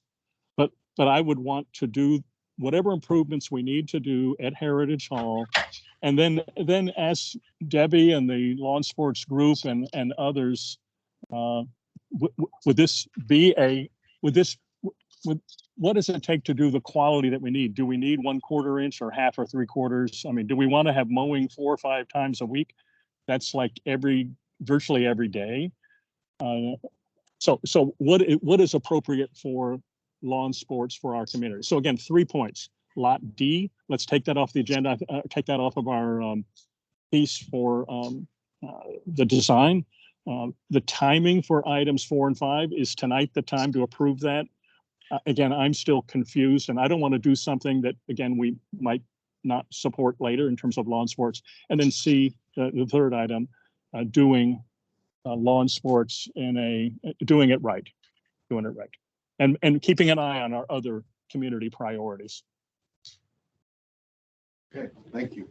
Thank you. Do I get to talk? Yeah, Oh, I suppose. I asked if David, he wants to talk. Yeah, she is next, by the way. I am next, by the way. You said when David. But he hasn't talked. But about after it. that, she has a prerogative to talk to me. By all means, go ahead. Go ahead. Can I just make a suggestion? We have action item 4 and 5. 4 is to do the front of Heritage Hall along Celebration Avenue. Can we approve that and just table this action item at 5 and just get someone that knows what, I'm not saying Jacob doesn't know what he's doing, but as Albert stated, get someone that does this for a living, have the number of a company, and just get a price. We're talking about maintenance and everything. We're going to be discussing in item 6 how much it's going to be costing us for something we don't own. We're going to own this moving forward. So why can't we just table this action item until we come up with a solution? Now you can talk. Thanks. What a fine mess we've made. So our goal here continues to be, obviously, to get the right solution. And I appreciate that every member of the board has spoken with their suggestions, and I think you've heard at least 3, maybe 4 different paths forward. Just to summarize, we've got one path forward, which is the motion in front of us, which would be to approve the landscape improvements and to remove the plans for lawn sports from Lot D from KPM Franklin. That's one path forward. A second path forward is to build a lawn sports facility at Heritage. You're shaking your head, Celia. I asked you, I think that's what you were asking. Shake my head. Oh, okay. I just I'm sorry. burped. I'm I just sorry. want to make sure I'm saying it. I just want to make sure that I'm capturing it correctly. Well, don't do that. That's one particular position that's been offered. You've also offered a position that we only approved one of these 2 landscape items and we tabled the other. I think if I understand, Jim, you would like to stay with Lot D, but I'm not sure that that's. No, No, okay, all right, so I not at this misunderstood that. point. Okay, I do think it would be good for the community. okay. I don't think it's fair to the people who've invested so much time to deliver something to them that they will not use. Okay. And then David, I think, is suggesting something, a third or a fourth different approach, which is to table both items 4 and 5 and to remove the plans from Lot D. Go ahead, David. Is that correct? Yeah. Based on what Celia just said, I think Celia's approach is the way to go. And it's consistent with what I said. I would propose that the motion on the floor either be removed or voted down. And we have a separate motion to remove the Lot D for croquet or for lawn sports. A second motion, as Celia has defined, that I didn't get in the reading, is that item 4 is only about the front of Heritage Hall. So it has nothing to do with lawn sports, if I'm correct with that. And then third thing that Celia said is consistent with what I said, and I think others. Let's get more details on number 5, both from someone who knows, and then with the input of people in the community who know, lawn sports group. So I think that's the path forward, 3 separate action items. So All right, let me stop. Cindy, you made the original motion. Well, can I ask Debbie to come up? Yeah, I'm okay with that. I want to get all of our comments out as much as I can. Well, that's part of my, I Okay, want to sure. hear what you mean, Sure, come on up. and then I can ask you questions. Patty, I think, is online. Patty, are you there? She is the expert. But go ahead. So you've been sitting here listening, I have. okay? So the difference in the height of the grass from the professional grade is 1/4 inch. Okay? That's putting green is 1/4 inch. This grass can be kept at 1/2 inch, 1/2 to 3/4. 1/2 to 3/4. Does that, as you're playing and the ball is rolling, is that going to make, as long as it's kept that way and there's no pockets of weeds and holes, does that affect your play much? Would it? I am not the expert on that. Okay. But you play, so I mean, you would, I do play. I can tell you my one experience with a regulation croquet court was at Gasparilla Inn. We had a croquet trip and it was absolutely amazing. well, yeah, because you got that real short grass like It putting was green. a croquet court that was regulation that I guess the Croquet Association plays regular tournaments or whatever. But it was such a joy. And that's really part of my passion. So I cannot tell you, and I agree with Celia, we should get an expert in here to answer those questions. Personally, I don't think the board should be discussing, should be a 1/2 inch or 3/4. I don't know. All I know is I played on a regulation croquet field and it was absolutely amazing. And I think it would be such a great amenity for a celebration. Okay. So I can't really answer that question. Okay.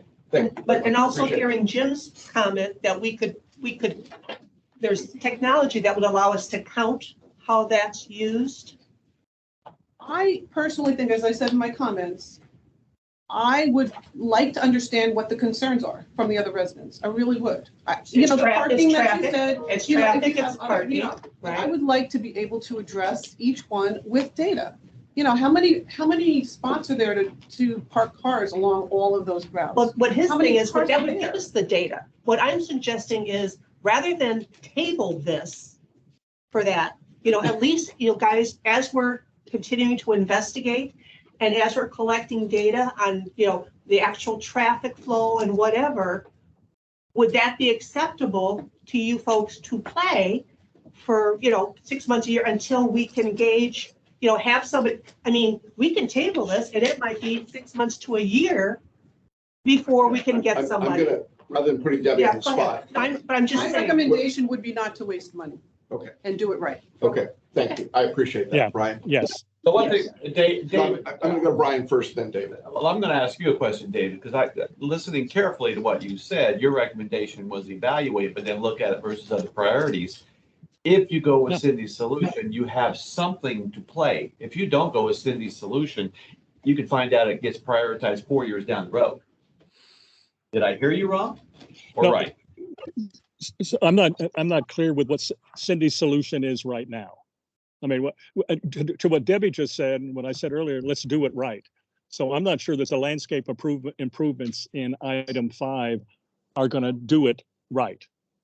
That's what I'm not sure of. So let's get some good professional advice as to what the costs would be to do it right. And then we say, if it's a $200,000 decision plus a run rate of 50K a year, that's one thing. If it's 800,000 with a run rate of 100K, that's a different thing in line with our priorities. So we can't line it up with priorities yet until we know what the actual costs are. It's not going to be $57,000 to get it right, I don't think. Okay, thank you, David. I have not opined yet. So my opine is that what Cindy is proposing is proof of concept. It gives us the ability to do something to allow some play out there to see what some of the impact is on that community, to do the studies of traffic in real time rather than theoretically. It is better than not playing at all. What has changed in 2 weeks is that we have heard from the representative group leaders, and I have to trust that what Debbie has said and what Patty has said and some of the other emails are in fact a true representation that their membership will not play if we go to Lot D. And because we are only at the point where we are putting those plans on a piece of paper, we are not committed to Lot D.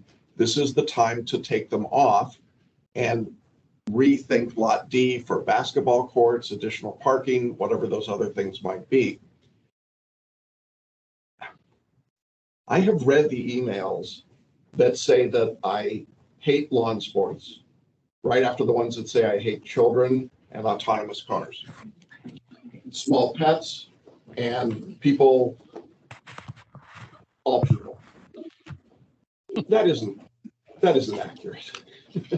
I'm trying to find a solution that will work. And I will take full responsibility for not having communicated effectively what the board was trying to do throughout these past couple of months. We are moving quickly. We are trying to do the best we can to find a solution. I worry that if we table this number 5, it will be 6 months or a year by the time we get back to it because of the other priorities that exist and the other things that are happening. Now, I recognize that if we approve items 4 and 5, that there will be pushback in all directions. The lawn sports people will be unhappy because it is not a full facility, as I understand, and I appreciate it. There will be pushback from the people that live around that facility and that area that think that we have reneged again and changed our mind again.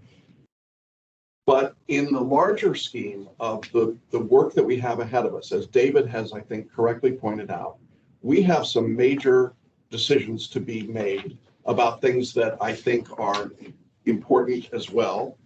And if we don't give lawn sports some movement and momentum today, I'm not sure it's going to get momentum for a fair amount of time ahead. And that concerns me. And so for those of you that think that a vote tonight would be a vote against lawn sports, that's not the intention.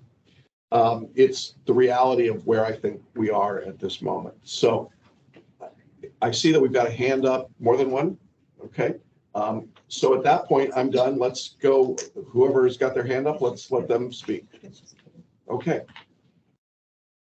Kevin, can you hear us? Good afternoon, board. How are you? Or evening, rather. It's been quite a long day.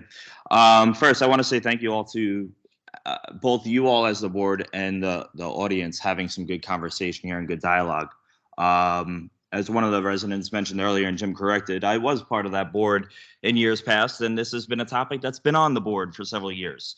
I've actually gone ahead and looked at some correspondence I had dating back to early 2020, before the pandemic, 2019 as well. Some conversation about, we were actually talking about a playground at that point in Artisan Park, another high demand and high pent energy item that has not come to fruition and is still deserved very much so, as much as any other item. My point is that, or concern rather, is I'm hearing about, okay, we can go ahead and look at the number of parking places that are available and make sure that we have them available. But I'm looking just 2 years ago, and I see that the membership at that point was over, per one of the individuals that's the expert, as you mentioned, was overwhelmingly at 45 members at 2 years ago. Now in CROA, we don't look at members as individuals, we look them at parcels. That's how you vote. It's per parcel. So even if there were individual 45 parcels in the community 2 years ago, I have a hard time comparing that to dog parks that has a high demand, or the soccer fields that had much more of that membership. Those numbers are not equal, if you will. The second item is actually the expert Albert Riddle that we've used in a previous email that Celia met with. Is he actually recommended not using Heritage Hall for as large of a space for all of these items. They're taking away from what then connects to our board packet here that says that area is used nearly 16 hours a day by the community, and then also has severe drainage issues. We put a lot of money into the field out in the soccer complex. The previous board to me didn't go ahead and properly review that, and they had a lot more money thrown into them to go ahead and correct the drainage. Over here at Heritage Hall, and I do live in the nearby area, it is an area that definitely floods. That's not a question. And it is important to recognize that the grade was built a certain way by TCC and does need to be reviewed by them before doing so. Tying into Cindy's point, and then I'll wrap up about additional entrances. I agree with that entirely. I actually attempted it, and the Celebration Company as well shot that down for us as well. So it would have to be just a mulch path the same way it's always been, but they would not allow us to go ahead and change that space. So, I mean, I really do recommend the board review this with TCC first. They do have that final say, and save yourselves a lot of headache, and then see what's possible. Thank you, Kevin. I appreciate it. All right. Any other comments from the board? Lauren, can you please explain what 16 hours a day utilization means? No problem. So as part of these discussions about lawn sports and usage of heritage, Natalie, myself, Nikki and her team have just kind of been keeping an eye on Heritage Hall and its overall usage.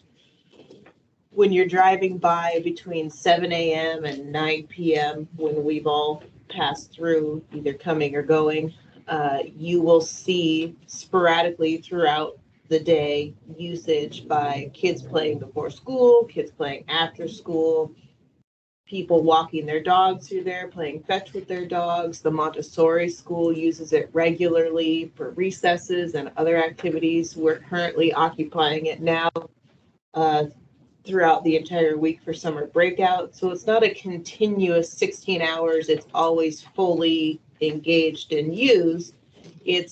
There are 16 hours throughout the day where this park is usable, and there are people scattered around it consistently throughout the day. Thank you. And to Kevin's comment, Albert, I don't want to quote Kevin exactly on his wording, that Albert never said that he thought it was on September 15th when I met with Albert at Heritage with Dory Moyer. He said, this is a great idea. So I don't know what Kevin information has, but this is the, but I don't want to put your words in your mouth, Kevin. copied, but anybody can do that board request. Okay, thank you, Kevin. Thanks, Kevin. All right. So I think where we are at this point is there's a motion on the floor. I know Celia has proposed something different, and I suspect David supports that, but we still have this motion in front of us. So unless Cindy wants to retract her motion and the second, which came from Brian? No, from Bill, sorry. Then that is the motion in front of us, and I'm going to call for a vote on that motion. I'd But like to amend it slightly. go ahead. Everything I said before, but in addition, consider perhaps a small pavilion to that side, and at the very least, several, like maybe two or three clusters of benches where there would be two. So if there are people waiting to play, they have a place to sit for any sport that's going on there. So that would be my only, So just to add that little piece. That would be a contract amendment. I hate all of you right now. That would be a contract amendment. And that would be ARC, right? It would be TCC. ARC and TCC. ARC and Well, you'd have- TCC, ARC would be. Okay, but once you approve the motion, then you could have the reviews done. Yes, I'd like to keep the motion simple and clean if I could, That's fine. because the further we get into this, the tougher it gets to figure out exactly what we're doing. Great. So let me just say again, your motion was to remove the plans for lawn sports from Lot D Correct. and to approve items 4 and 5 as they currently are published here in the board packet. Is that correct? Correct. And Bill, that's what you seconded? Yes. Okay.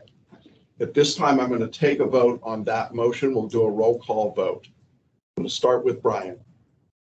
I will vote yes, with the understanding that what we're talking about is town hall is going to make sure the back part is kept mowed down low. Front part may not be mowed that low, but the back part is going to be mowed low. Cindy? Yes. Bill? Yes. Celia? No. Jim? No. David? No. I really hate you guys. I vote yes. The motion passes 4-3.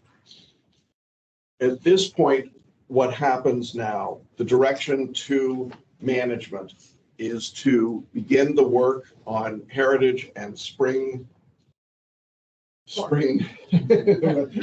Park Field as approved, and to direct KPM Franklin to remove lawn sports from the Lot D plans.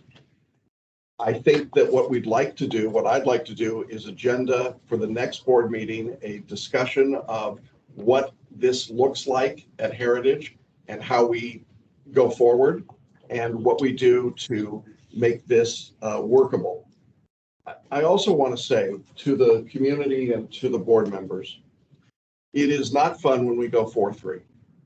And it will be easy for people to say, well, the board doesn't know what they're doing or they don't know what they want to do. You heard us talk tonight, I think, in a very open way, and to respect the various opinions that exist. For those of you that will claim victory or defeat, so be it.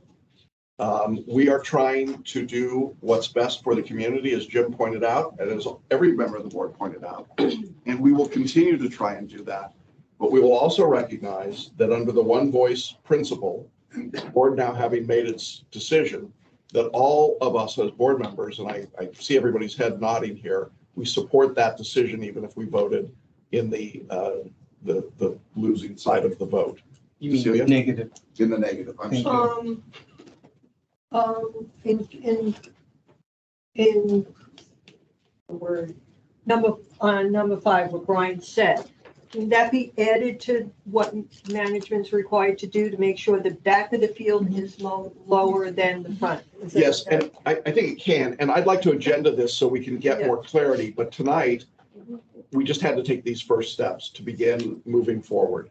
And I think that's what we've done. That would be a change in the maintenance. It might be. That we can discuss at another meeting. Correct, and it was not agenda tonight, so I'd like to. Well, remember, Jacob said that at a 1/2 to 3/4 of an inch, it would be done with mowing twice a week and is part of the current maintenance agreement. Oh, okay. So you're not talking about the quarter inch? Okay. Lauren, will you put this on the agenda for our next board meeting and we will dig in and talk. Thank you all for your contributions, your thoughts online as well as in person. Thank you for your emails, your conversations, your phone calls, and your passion. Now we're going to go to another subject that's going to be challenging, and this is item number 6, the motion to ratify the Celebration K-8 contract as proposed. Can I get a motion to approve for discussion? Moved. Is there a second? Second. All right, so Brian and Cindy and Jim were part of our negotiating team.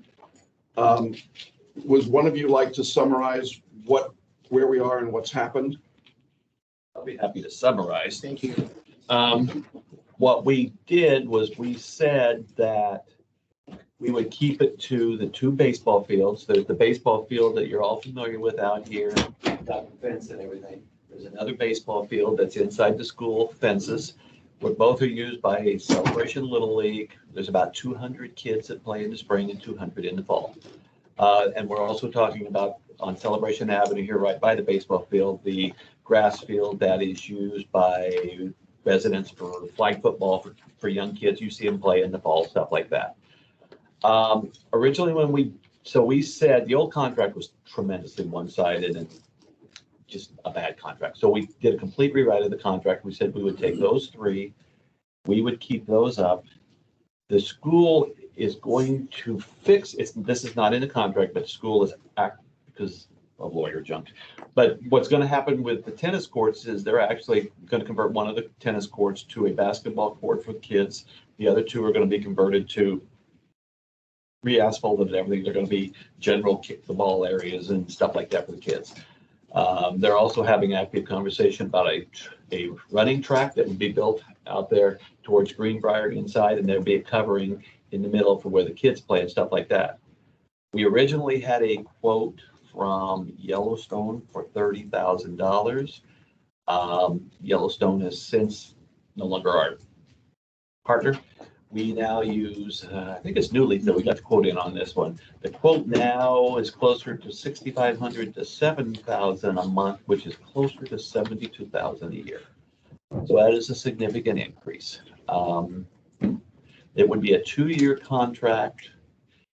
What David has proposed and we have talked about is that we transition ourselves out of being middleman over a period of time and longer term help the Little League to start negotiating directly with the school to rent the programs so that CROA is not stuck in the middle all the time. We very much have residents who claim this is double taxation, and that's an impossible thing for me to argue against. I agree with the concept. We've been here historically for a lot of reasons, going all the way back to Disney in the original days. This is more expensive than we thought it was going to be. It was $70,000 or so, as Lauren has said. Now, one of the big differences there is they thought there was a lot of safety issues, so we needed to get more money in there to actually maintain them. They were not being maintained well, if you just want to be honest. And with that, as a synopsis, I believe that's where we stand. I just want to make a comment that I believe, and if you could confirm this, Lauren, that would be great, or Natalie. I believe the care for the field is more of a groundskeeper type as opposed to just mowing the grass. Is that correct? That is correct. So the service is differentiated and it's going up. So the question is, and we heard from Alex and some other people about how it's not acceptable currently. They live with it. They try to work around it, but it's not where it should be. I personally will vote to approve this, even with the extra costs, because, as you said, it's part of a transition, and because we don't want to leave Little League high and dry.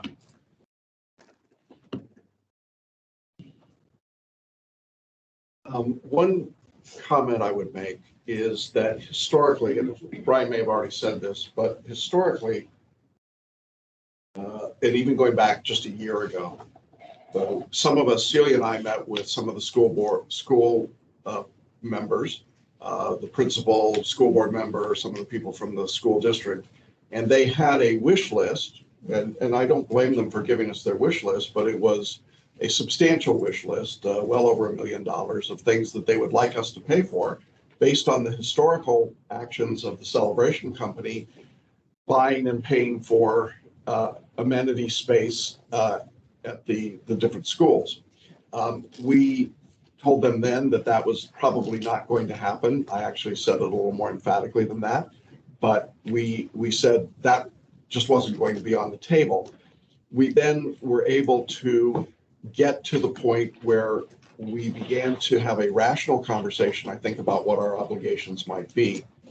I think the important point to take out of tonight, I hope, will be that this is our form of Brexit. We are going to exit this agreement with the school district, I hope, in 2 years. That is, here is a 2-year countdown clock for Little League, flag football, other organizations to start working with the school district to negotiate what they need to do. I felt certainly that we could not just unilaterally drop this agreement and leave all those groups to themselves to fend for themselves with the school district without any warning.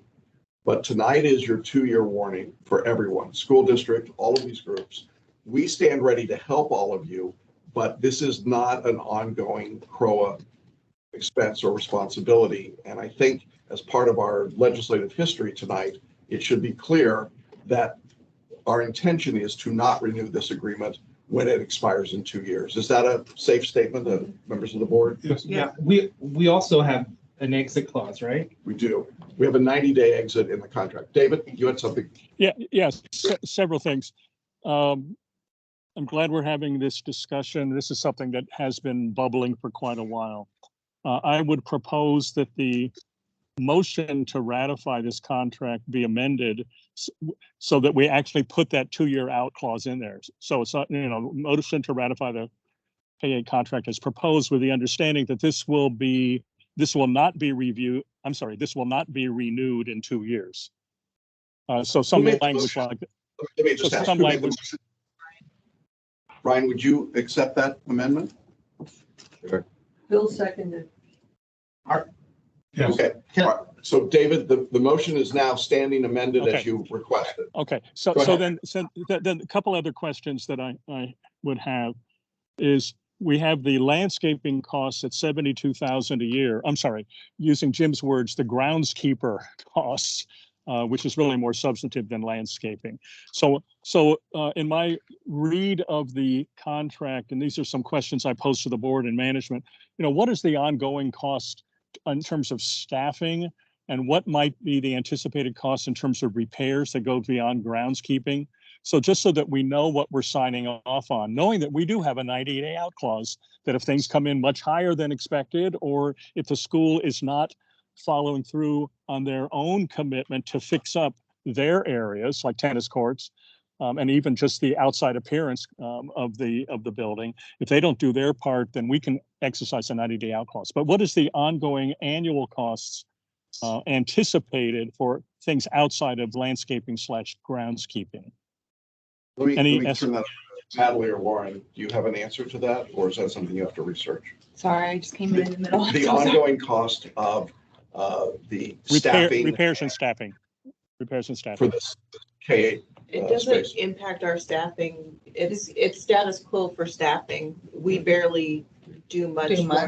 But in terms of maintenance, your additional cost is that bump up from the 30,000, which was really Yellowstone just mowing the grass and semi-treating for weeds, and to now actually maintaining the fields as athletic fields and grooming them. Okay. Brian. David, I'm going to hold 1 second. I want to go to Brian because I think he's got a comment about this. Go ahead. Well, I mean, yeah, I don't think there's really any staff time at all unless we run into a safety issue, which we would respond to anywhere. There is the issue of lighting. If the lighting goes, we have to fix the lighting. Right.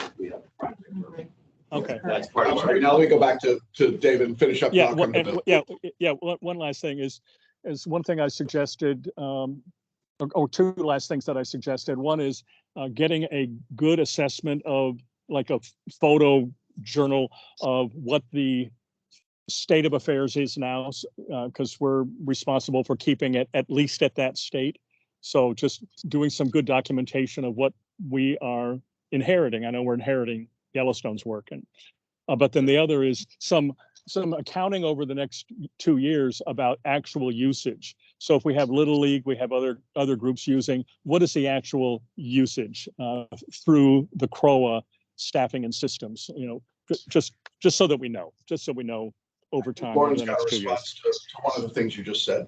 So as to the documentation, I had our inspectors go over there and do a fine tooth comb inspection of the two fields that we have access to. We could not touch the third field and that's inside the gating, but we have a thorough documentation of the state of the fields now. So Great. you couldn't, Okay, good. you Thank couldn't go into the field behind the gym. No. Okay, all right. Okay. Bill, you had something? I have a question and then possibly a comment after that. Does the Little League play all year long? Oh, yeah. I think he said there was a little short. It's a couple months worth September of or something. celebration. Like November, they have a fall and a spring season. Sometimes spring goes through July. But we do have another partner program called Cassie Sports. So it's like a competitive league that practices all year round. Okay, so it's not seasonal and we can't cut back to a different level. Okay, fine. Any other comments, Jim? Just kind of, I guess, a point of order Yeah. On this motion. Yeah. I don't think it's wise, but it is, are we able to commit to a future board's actions? No, we're not able to, and they're not obligated. This is a sense of the board. It is legislative history being written into the motion, but we cannot bind a future board. I think that's a fair statement. It's That's fair. a non-binding suggestion to the future board Yeah. in 2 years, which I know I'll be a part of. It's absolutely no different than the comment you just made earlier when you said you're different than the board that was here in January. Exactly. I think we're just trying to legislate or to memorialize what our view is today. Cindy? So since we're maintaining at the current level, but also the landscaping is changing just from mow and blow to field maintenance, are we going to start seeing action items for additional monies to bring these things up To standard. to standard, to fix something, like if there's benches that are fixed or the bleachers need repair? I mean, are we going to be seeing that? Our contract says to current standards. Okay. We absolutely should not be spending money just to make everything look perfect. That we don't have to do that, and I have had. But if the bleachers break then we would have to fix. Current standard. Oh, if they break.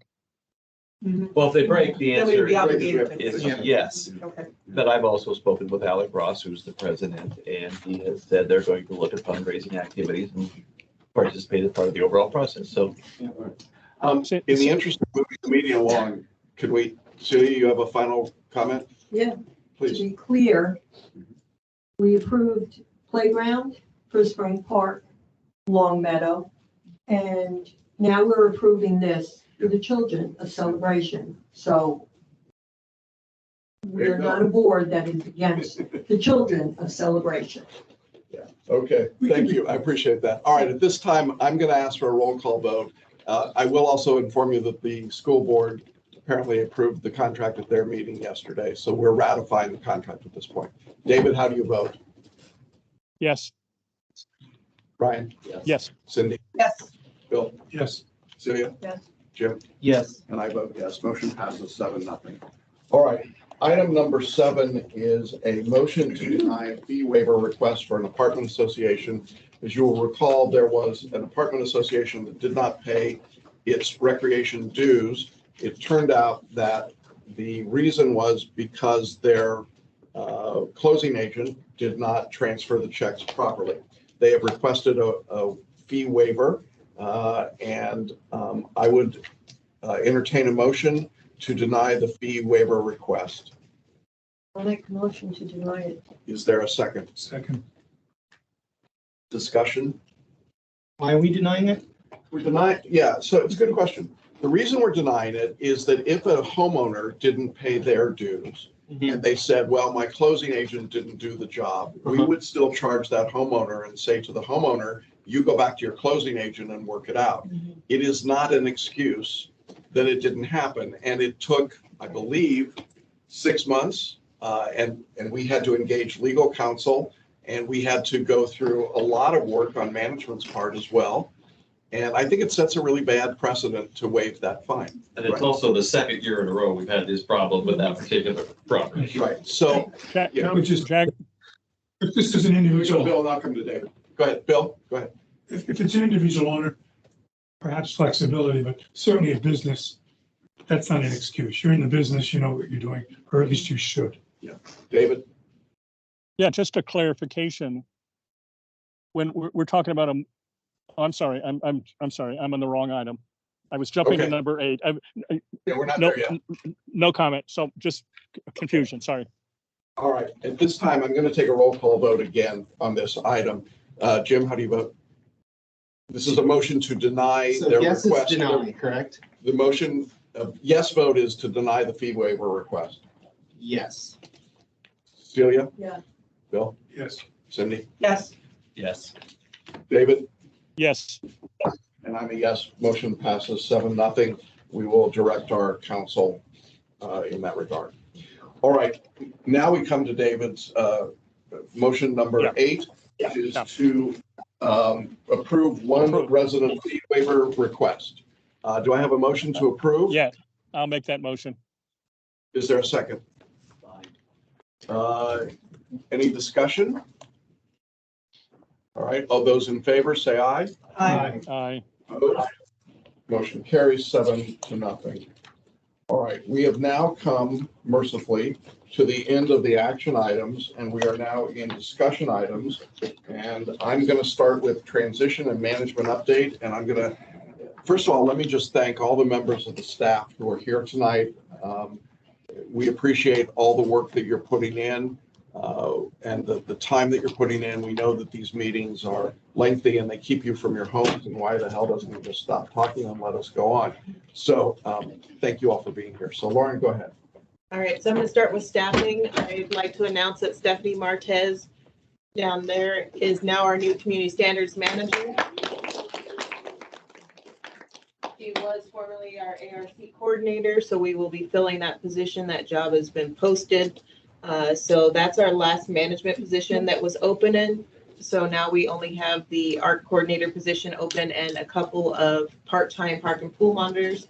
But I'm happy to say that we have 3 part-time park and pool monitors and 1 full-time park and facilities monitor. So we are getting fully up to staff, which is nice. In terms of the call center matrix or sheet, you have the executive summary in front of you. It's pretty much on par with where we've been previously. There were 877 calls to town hall in May. The call center had a resolution rate of 95%. Calls transferred to town hall was 44. Average time on hold was 26 seconds. Average time on the phone with an agent was 3 minutes and 14 seconds. And average time for calls to transfer back to town hall was almost 2 minutes, which is definitely a pain point and something we need to work on remedying. In terms of, I'm just going to kick into security too. In terms of security, your new security company has started doing 7 days a week patrols. They are nightly from 5 p.m. to midnight. 5 p.m. to midnight.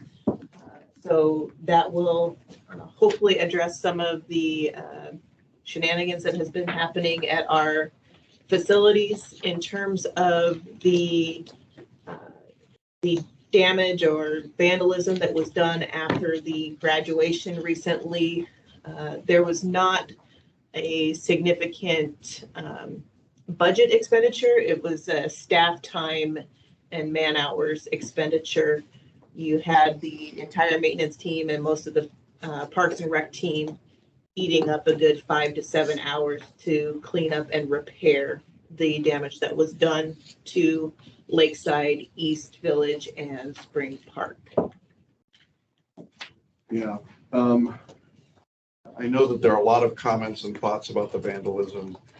I will say that having a security system in place, I know that Jim and Tom have talked and toured, and there are some upgrades and things that we can do to our camera system that will make it more efficient.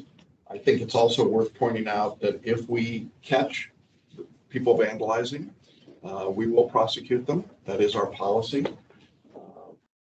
We would hope that as a community, we're better than this. I would also have to say that we don't want residents taking this into their own hands. We want you to call security. We want you to call town hall. We are not looking for vigilantes or community watch groups to take this situation into their own hands. That is dangerous and foolish and unwise, and we shouldn't do it. Or just call the sheriff. Yeah, call the, yeah. Just call the sheriff. Yeah. The vandalism is not insignificant. It's not unimportant. It is important to us. But we are also trying to behave responsibly. We know that there were examples of young people running without their clothes through town. And I want to assure the community that those videos were kept confidential. They were shared only with relevant law enforcement, and they were not distributed through management or to the board or others. So we are trying to handle this in an appropriate way. If we find that it continues, we will have to take further action. Jim? Can I just hopefully concisely just say, what we're planning to do is create a situation where the on-call person for management will be alerted when people are at a place they're not supposed to be at in certain hours. What we have now is after the fact, right? So we're trying to be more, be in a position to be more responsive to this, maybe only have 2 chairs thrown in instead of 10, slightly joking about that, but that's what our goal is, to do that. The reason we're working with Tom is because, number one, he's the chair of the technology committee. It's technology related, but more importantly, number 2, he's implemented this solution at Artisan Park. Thank you. Can I ask real quick? So has the route of the security company changed since we originally talked about hiring them? They go to the complex, they go to Lakeside, they go to Spring Park. I think those are the 3 main ones that they hit. If we want to discuss extending that out into other areas, then we will do that at the direction of the board. Can we discuss maybe extending their hours into more the middle of the night when this stuff happens? I would like to wait for management's recommendation. Let's see what happens here. So far, this was a one-night event that we had, so I'd like to see where we go, but I think it's the next logical step. Okay? Bill? Just a comment, I think it was great that the staff really pulled out all the stops to get stuff back online so that things were out of commission for a long time. Yeah. That's because we haven't elected staff. Yeah. But I'd like to have our staff doing other things, right? All right, go ahead, Lauren. What do you got I'm next? gonna kick it to Natalie for the amenities inventory, and then if Patrick can pull up the example. Do you want the clicker? We're not that fancy.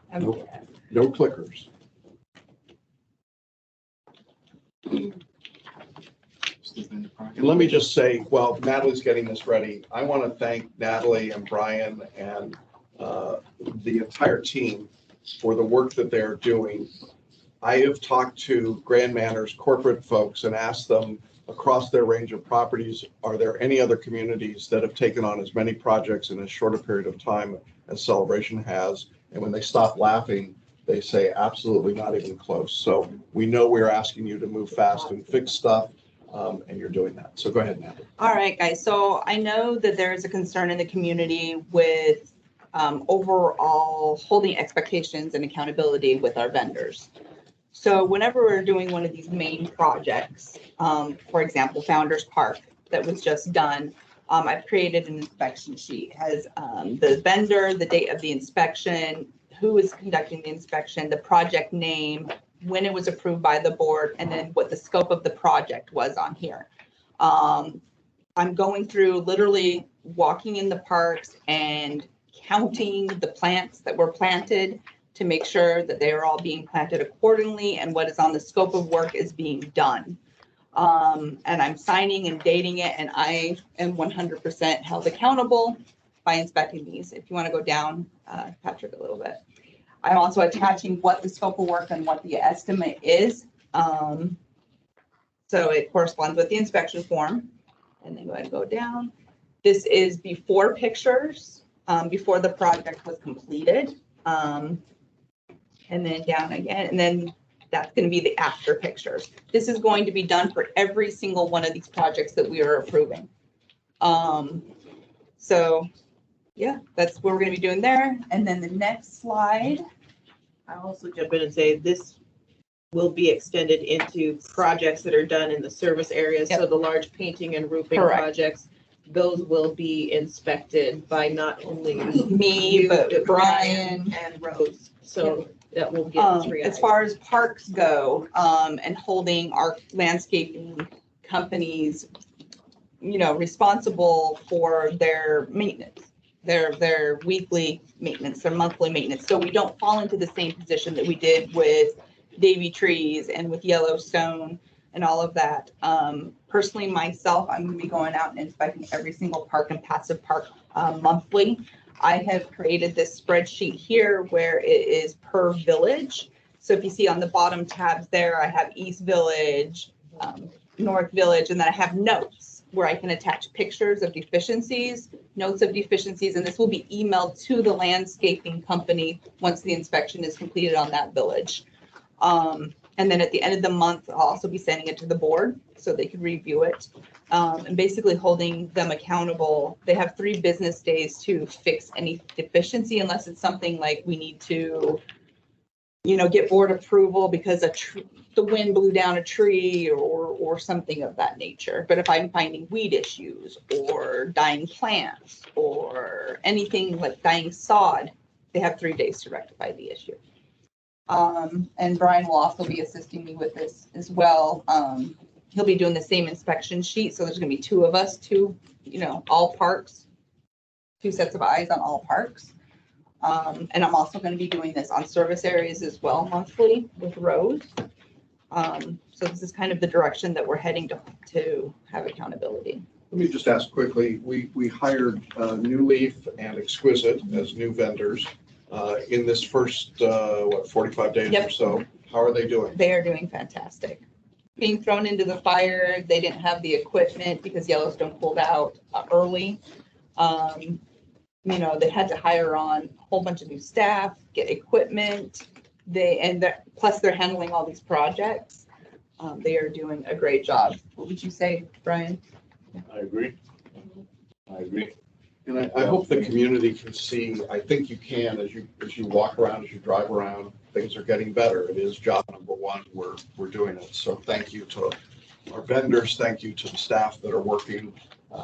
We are excited. Any comments or questions from the board? Jim? I just have a question. This is because I'm a newbie.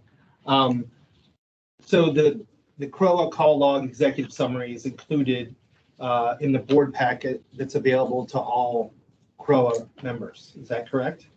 This most recent one was not because it was just completed on Wednesday or on Monday. But I can make it available if you so wish. Let's go ahead and do that. Yeah, I'd like to do that. And do we have anything similar to this wonderful, very organized list of dozens of projects? Do we have anything like that available to CROA members? We have. We can make something available like that, yes. Executive summary. I think what you're talking about is the community inventory executive Mhm. summary. There's no reason that can't be posted online, is there? No.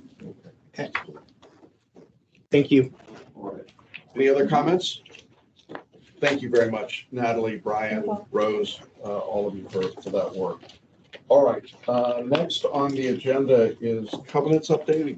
I'm gonna ask Stephanie to speak to that. Okay, go ahead, Stephanie. You can I come think up. yeah, you can come up. Sure. You need a mic. I'll go home. Go ahead. I meant like nothing in front, like I need to see the. Oh, you need to stay up there. Sorry. You want to stand up here? She doesn't have the, I need. What do you need? let me get it for you. What do you need? She needs visual aids. You want a clicker? That's all I got. So this. Yes. All right, so starting June 3rd, June 1st, inspections changed. So now we're focusing inspections by category.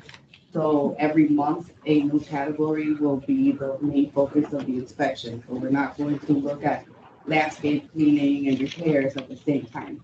However, if something is egregious, we are going to cite you and ask that get repaired or fixed or painted if it looks really bad on the street. So for the month of June, we're focused on cleaning. From May 16th to June 3rd, we've had 412, and I'm saying May 16th because that's when I started counting inspections. But May 16th through June 3rd, we've had 412 new inspections, 48 re-inspections, 34 resales, 43 meeting inspections, 17 complaints, and 32 ARC inspections, giving us a total of 586 inspections completed from May 16th through June 3rd. It's about 2 weeks. Violations, we've sent out a total of 381 violations up until June 3rd. We're at about a little over 400 right now. And then if you just scroll down a bit more, I made a little visual chart so you can see the blue line indicates May 25th and the numbers that we had at that point. The orange line indicates where we're at as of today. Well, June 3rd. And then we are doing these are each inspector and how much they've completed. So the purple is how many inspections they've completed, and the green is how many violations they've submitted. Can I ask a question? Something that, and I don't know how you get your data, and I don't want you to go through a whole lot of trouble, but I would be interested, since I'm the liaison with the governance committee, I would be interested in knowing of the 400 inspections that you did, 50 of the homes had violations. How many homes? Yeah. You know, I mean, this is total, but that doesn't tell you. Gary can probably tell you that. Sorry. Go ahead, Gary is all knowing, but I don't know that he knows the answer to this. We'll see. He knows. Hi, Gary Hudspeth, Chairman of the Governance Committee. It's a 3-week period with 412 inspections done on a periodic basis. So that's the new inspections. That's what I assume. Those are part of the end, you know, the. That was, recurring but that inspections. wasn't my question. I understand that. Yeah. So if we had 381 violations, that's 65% of the inspections had a violation. No, Well, not necessarily. You could have more than one violation if per home. That's what I mean. Some homes had more than one. Exactly. However, a majority have one each because we're doing it by category. So moving forward. So everybody in town that you looked at in a month's period had probably at least one violation in the There category. was a few homes that were Are you good. surprised? No. And I can tell you that the historical average from the data that I had from back in 2010 is on average, every home and the number of homes that get a violation is about 50 to 53% per year. So it's a little high now, but that's because we haven't been inspecting lately and we had COVID when we didn't do a lot of inspections. So yes, it is high. I would say that about 8 out of 10 homes that they inspect get a violation. And Cindy, to your question, in terms of future reporting, we've been working on the management report to publish to the board monthly, and that particular stat will be Well, part I'd of also that. be curious too, if there's certain categories that really, you know, are worse than others, you know. Yeah, For the egregious items, the focus is like repairing or like if something really needs painting done. That, yeah, I understand that as well, yeah. Yeah, are we gonna also collect data around, like, out of the 381, 200 were resolved? That'll be after in that this? management Okay, report as well. thank you. Thank you and congratulations on your promotion. Thank you. We are excited to have you here. Yeah. Very excited to have all three inspectors and NEVs and actual work going. And thank you to the Covenants Committee and the ARC for the work that you do. As I said in my overview, it's really all of our obligations now to really clean up and spruce up. And the power washing guys are at my house today. All right. Next, just saying, my wife's watching, so I know she wants to know. All right, we've already discussed security. Autonomous vehicles, can we just get a short update on that? Yeah, one of the members of the technology committee is ready to present. Yeah, the chair of the. He left. He timed out. Oh, So- he timed out? Oh, He did, and so of course I don't have his information, but I will say just briefly, we did have a visit to Lake Nona where they have an autonomous vehicle in operation. And it's just one of their many locations. They have at least 3 that I know of in Florida. We had 3 board members and 3 of us. I thought it went pretty well. It wasn't perfect. There was issues that we need to resolve. So I'm not exactly sure. I haven't received feedback from David. David was there. Celia was there. Feedback from them exactly how they thought the experience was. But I just want to make the point that Celebration, one of our pillars is technology, and autonomous vehicles is relatively new. But I use the word relatively new because we would not be the first people, as Lake Nona has already demonstrated, to put them on the street. Many of you know, in Phoenix, Waymo is on the street driving self-driving taxis all over Phoenix. So I don't think we should, as a community that wants to lead in technology, wait for every problem to be resolved before we decide that we want to embrace it. I think my opinion is, as a technical person, that we should move ahead. We're going to ask them to come in. We're going to resolve some financial questions. I'm sure Brian will have lots of. And Brian, you were there. I'm sorry, you were also there. Right. And we need to work through the financial details, which are very important, but the technical details that remain yet to be solved shouldn't really be a limiting thing. Limit us in terms of deciding to move ahead. I think we should be the people to help solve these problems, not wait for someone else to solve it for us. So at a future date, thank you for this opportunity. I didn't know we were going to get this opportunity to actually address this here, but at a future date, we'd like to bring them in to speak to all of you. We could show you what the vehicles look like. I would like to schedule a second meeting with the other board members because we have this requirement that we can only have no more than 3 people from the board at any one moment, at any one time, one spot. So we'll get the other board members over to Lake Nona, and I will facilitate that contact, and you can ride the vehicle for yourself, and we can see the roadmap and see where they plan to take us in the future. So that's pretty much it. Question. Yeah, Bill? How will we use it? Well, I think that's part of what the discussion is going to be. I think what we've been talking about is that we would schedule a board workshop to have these companies come in and actually spend some time. This is a fairly significant financial investment, I think, depending on how it's structured. And I think it merits the time to do that and do it right. Again, in spite of what you may have read, we are not opposed to autonomous vehicles. We simply want to get it right. So, I think it was specifically you. it was specifically me, yes, right after. I think the issue was that I used an autonomous vehicle to run over a child. Yeah, I did so twice. All right, so in any event, we will move forward on that. Thank you for Just that. one quick Yes, please. comment. Having started the negotiations with Tom, Yes. we made it very clear to Beep, if you've been over to Lake Nona, that the platform that they're using in Lake Nona, we do not and will not accept here. Right. So they need to get better platforms that go faster than 12 miles an hour, okay? And then there's also the possibility of putting something on the road where the safety person could switch over to a driver to go down Celebration Boulevard in a larger Ford Transit type of a platform. So we've got things to discuss. Yeah. I think it's an exciting idea and I look forward to that. I thought it was an amazing experience. I was really excited since.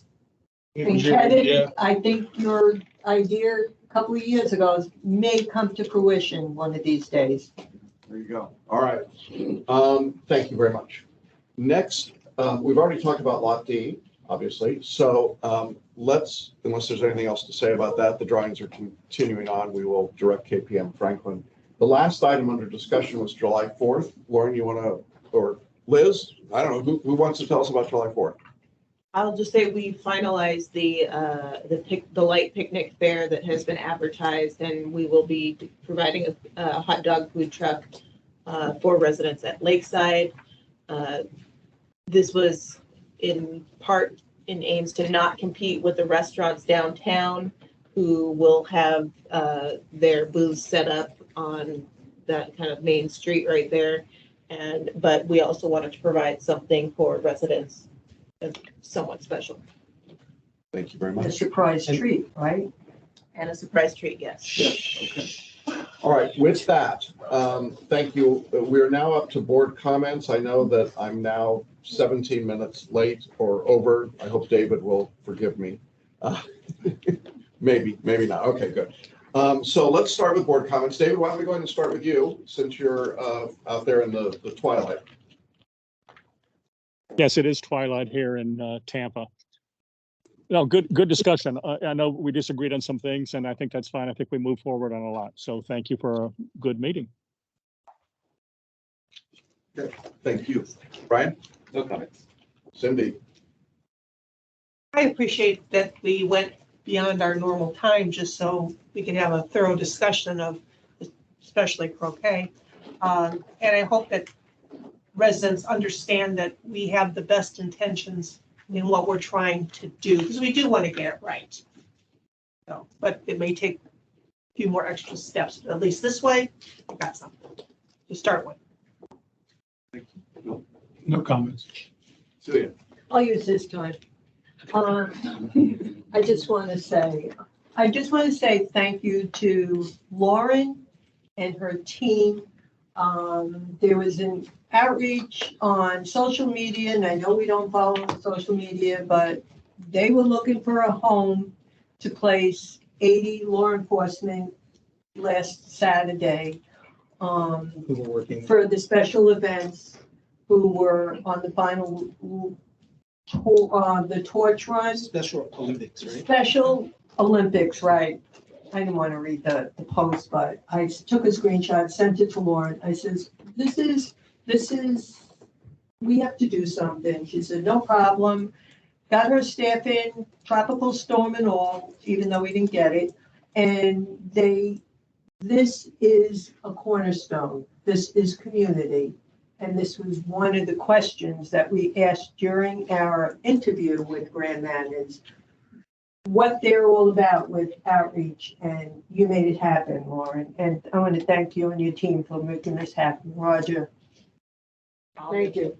Nikki. Nikki.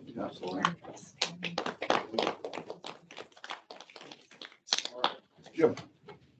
Go ahead. Many things I could say, but I'm going to limit it to. Okay. I really want to thank Dennis for his presentation and for the emotion and passion that went into it. I would like to suggest that we discuss that in a future board meeting about voter registration. Yes. All right. That's all. That's all? Really? That's it? Yeah. All right. We certainly can agenda that item. I would just say although I don't think he's still here in the audience. Yep. CROA is not responsible for evicting anyone from downtown. That's not our space. We don't have any responsibility. And I'm sorry that he felt that way, or that the woman that was trying to register voters felt that it was CROA. But I'm certainly open to having that conversation and to doing it publicly and going forward. I appreciate the comments from other members of the community tonight, even those that disagree and think that we are disregarding our rules and process and procedure. I think the fact that we're willing to listen seriously to those comments should tell you that, in fact, we do take process and procedure and our charter quite seriously. Towards that end, as many of you know, we have 2 advisory groups that are doing their work. They're about halfway through their 90-day charge, and they are doing an extraordinary amount of work.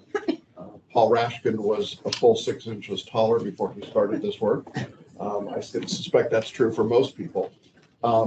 The Celebration Hall Advisory Group will be hosting a town hall meeting. I don't know the date. It's June 23rd. And that will be a terrific opportunity for the public to come in and give their comments and see what the work is. The board has received the interim report of the advisory group, and we will be, I hope, accepting that report so that we can make it public. We do want to get it out to the community, so we appreciate those efforts. I know that Jim and David have been working as liaisons to the Communications Advisory Group, who are moving at lightning speed and doing an incredible amount of work. And we're looking forward to their reports and their suggestions to us. I was particularly struck when one of the speakers tonight said that there's no information online. That is a gross misstatement. It's not true. And in fact, there's a ton of information online. We can do better, but we're not keeping anything from the community. We are putting everything that we have that we can put out, and I think we'll continue to improve in that regard. So I'm excited about what that advisory group is doing and appreciate their efforts as well.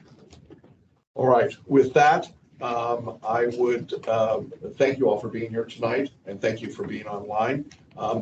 I would entertain a motion to adjourn. I'll make motion. Is there a second? I'll second. All those in favor? Aye. We stand adjourned. Thank you all very much for being here. Good night. Thanks, guys. Thank you.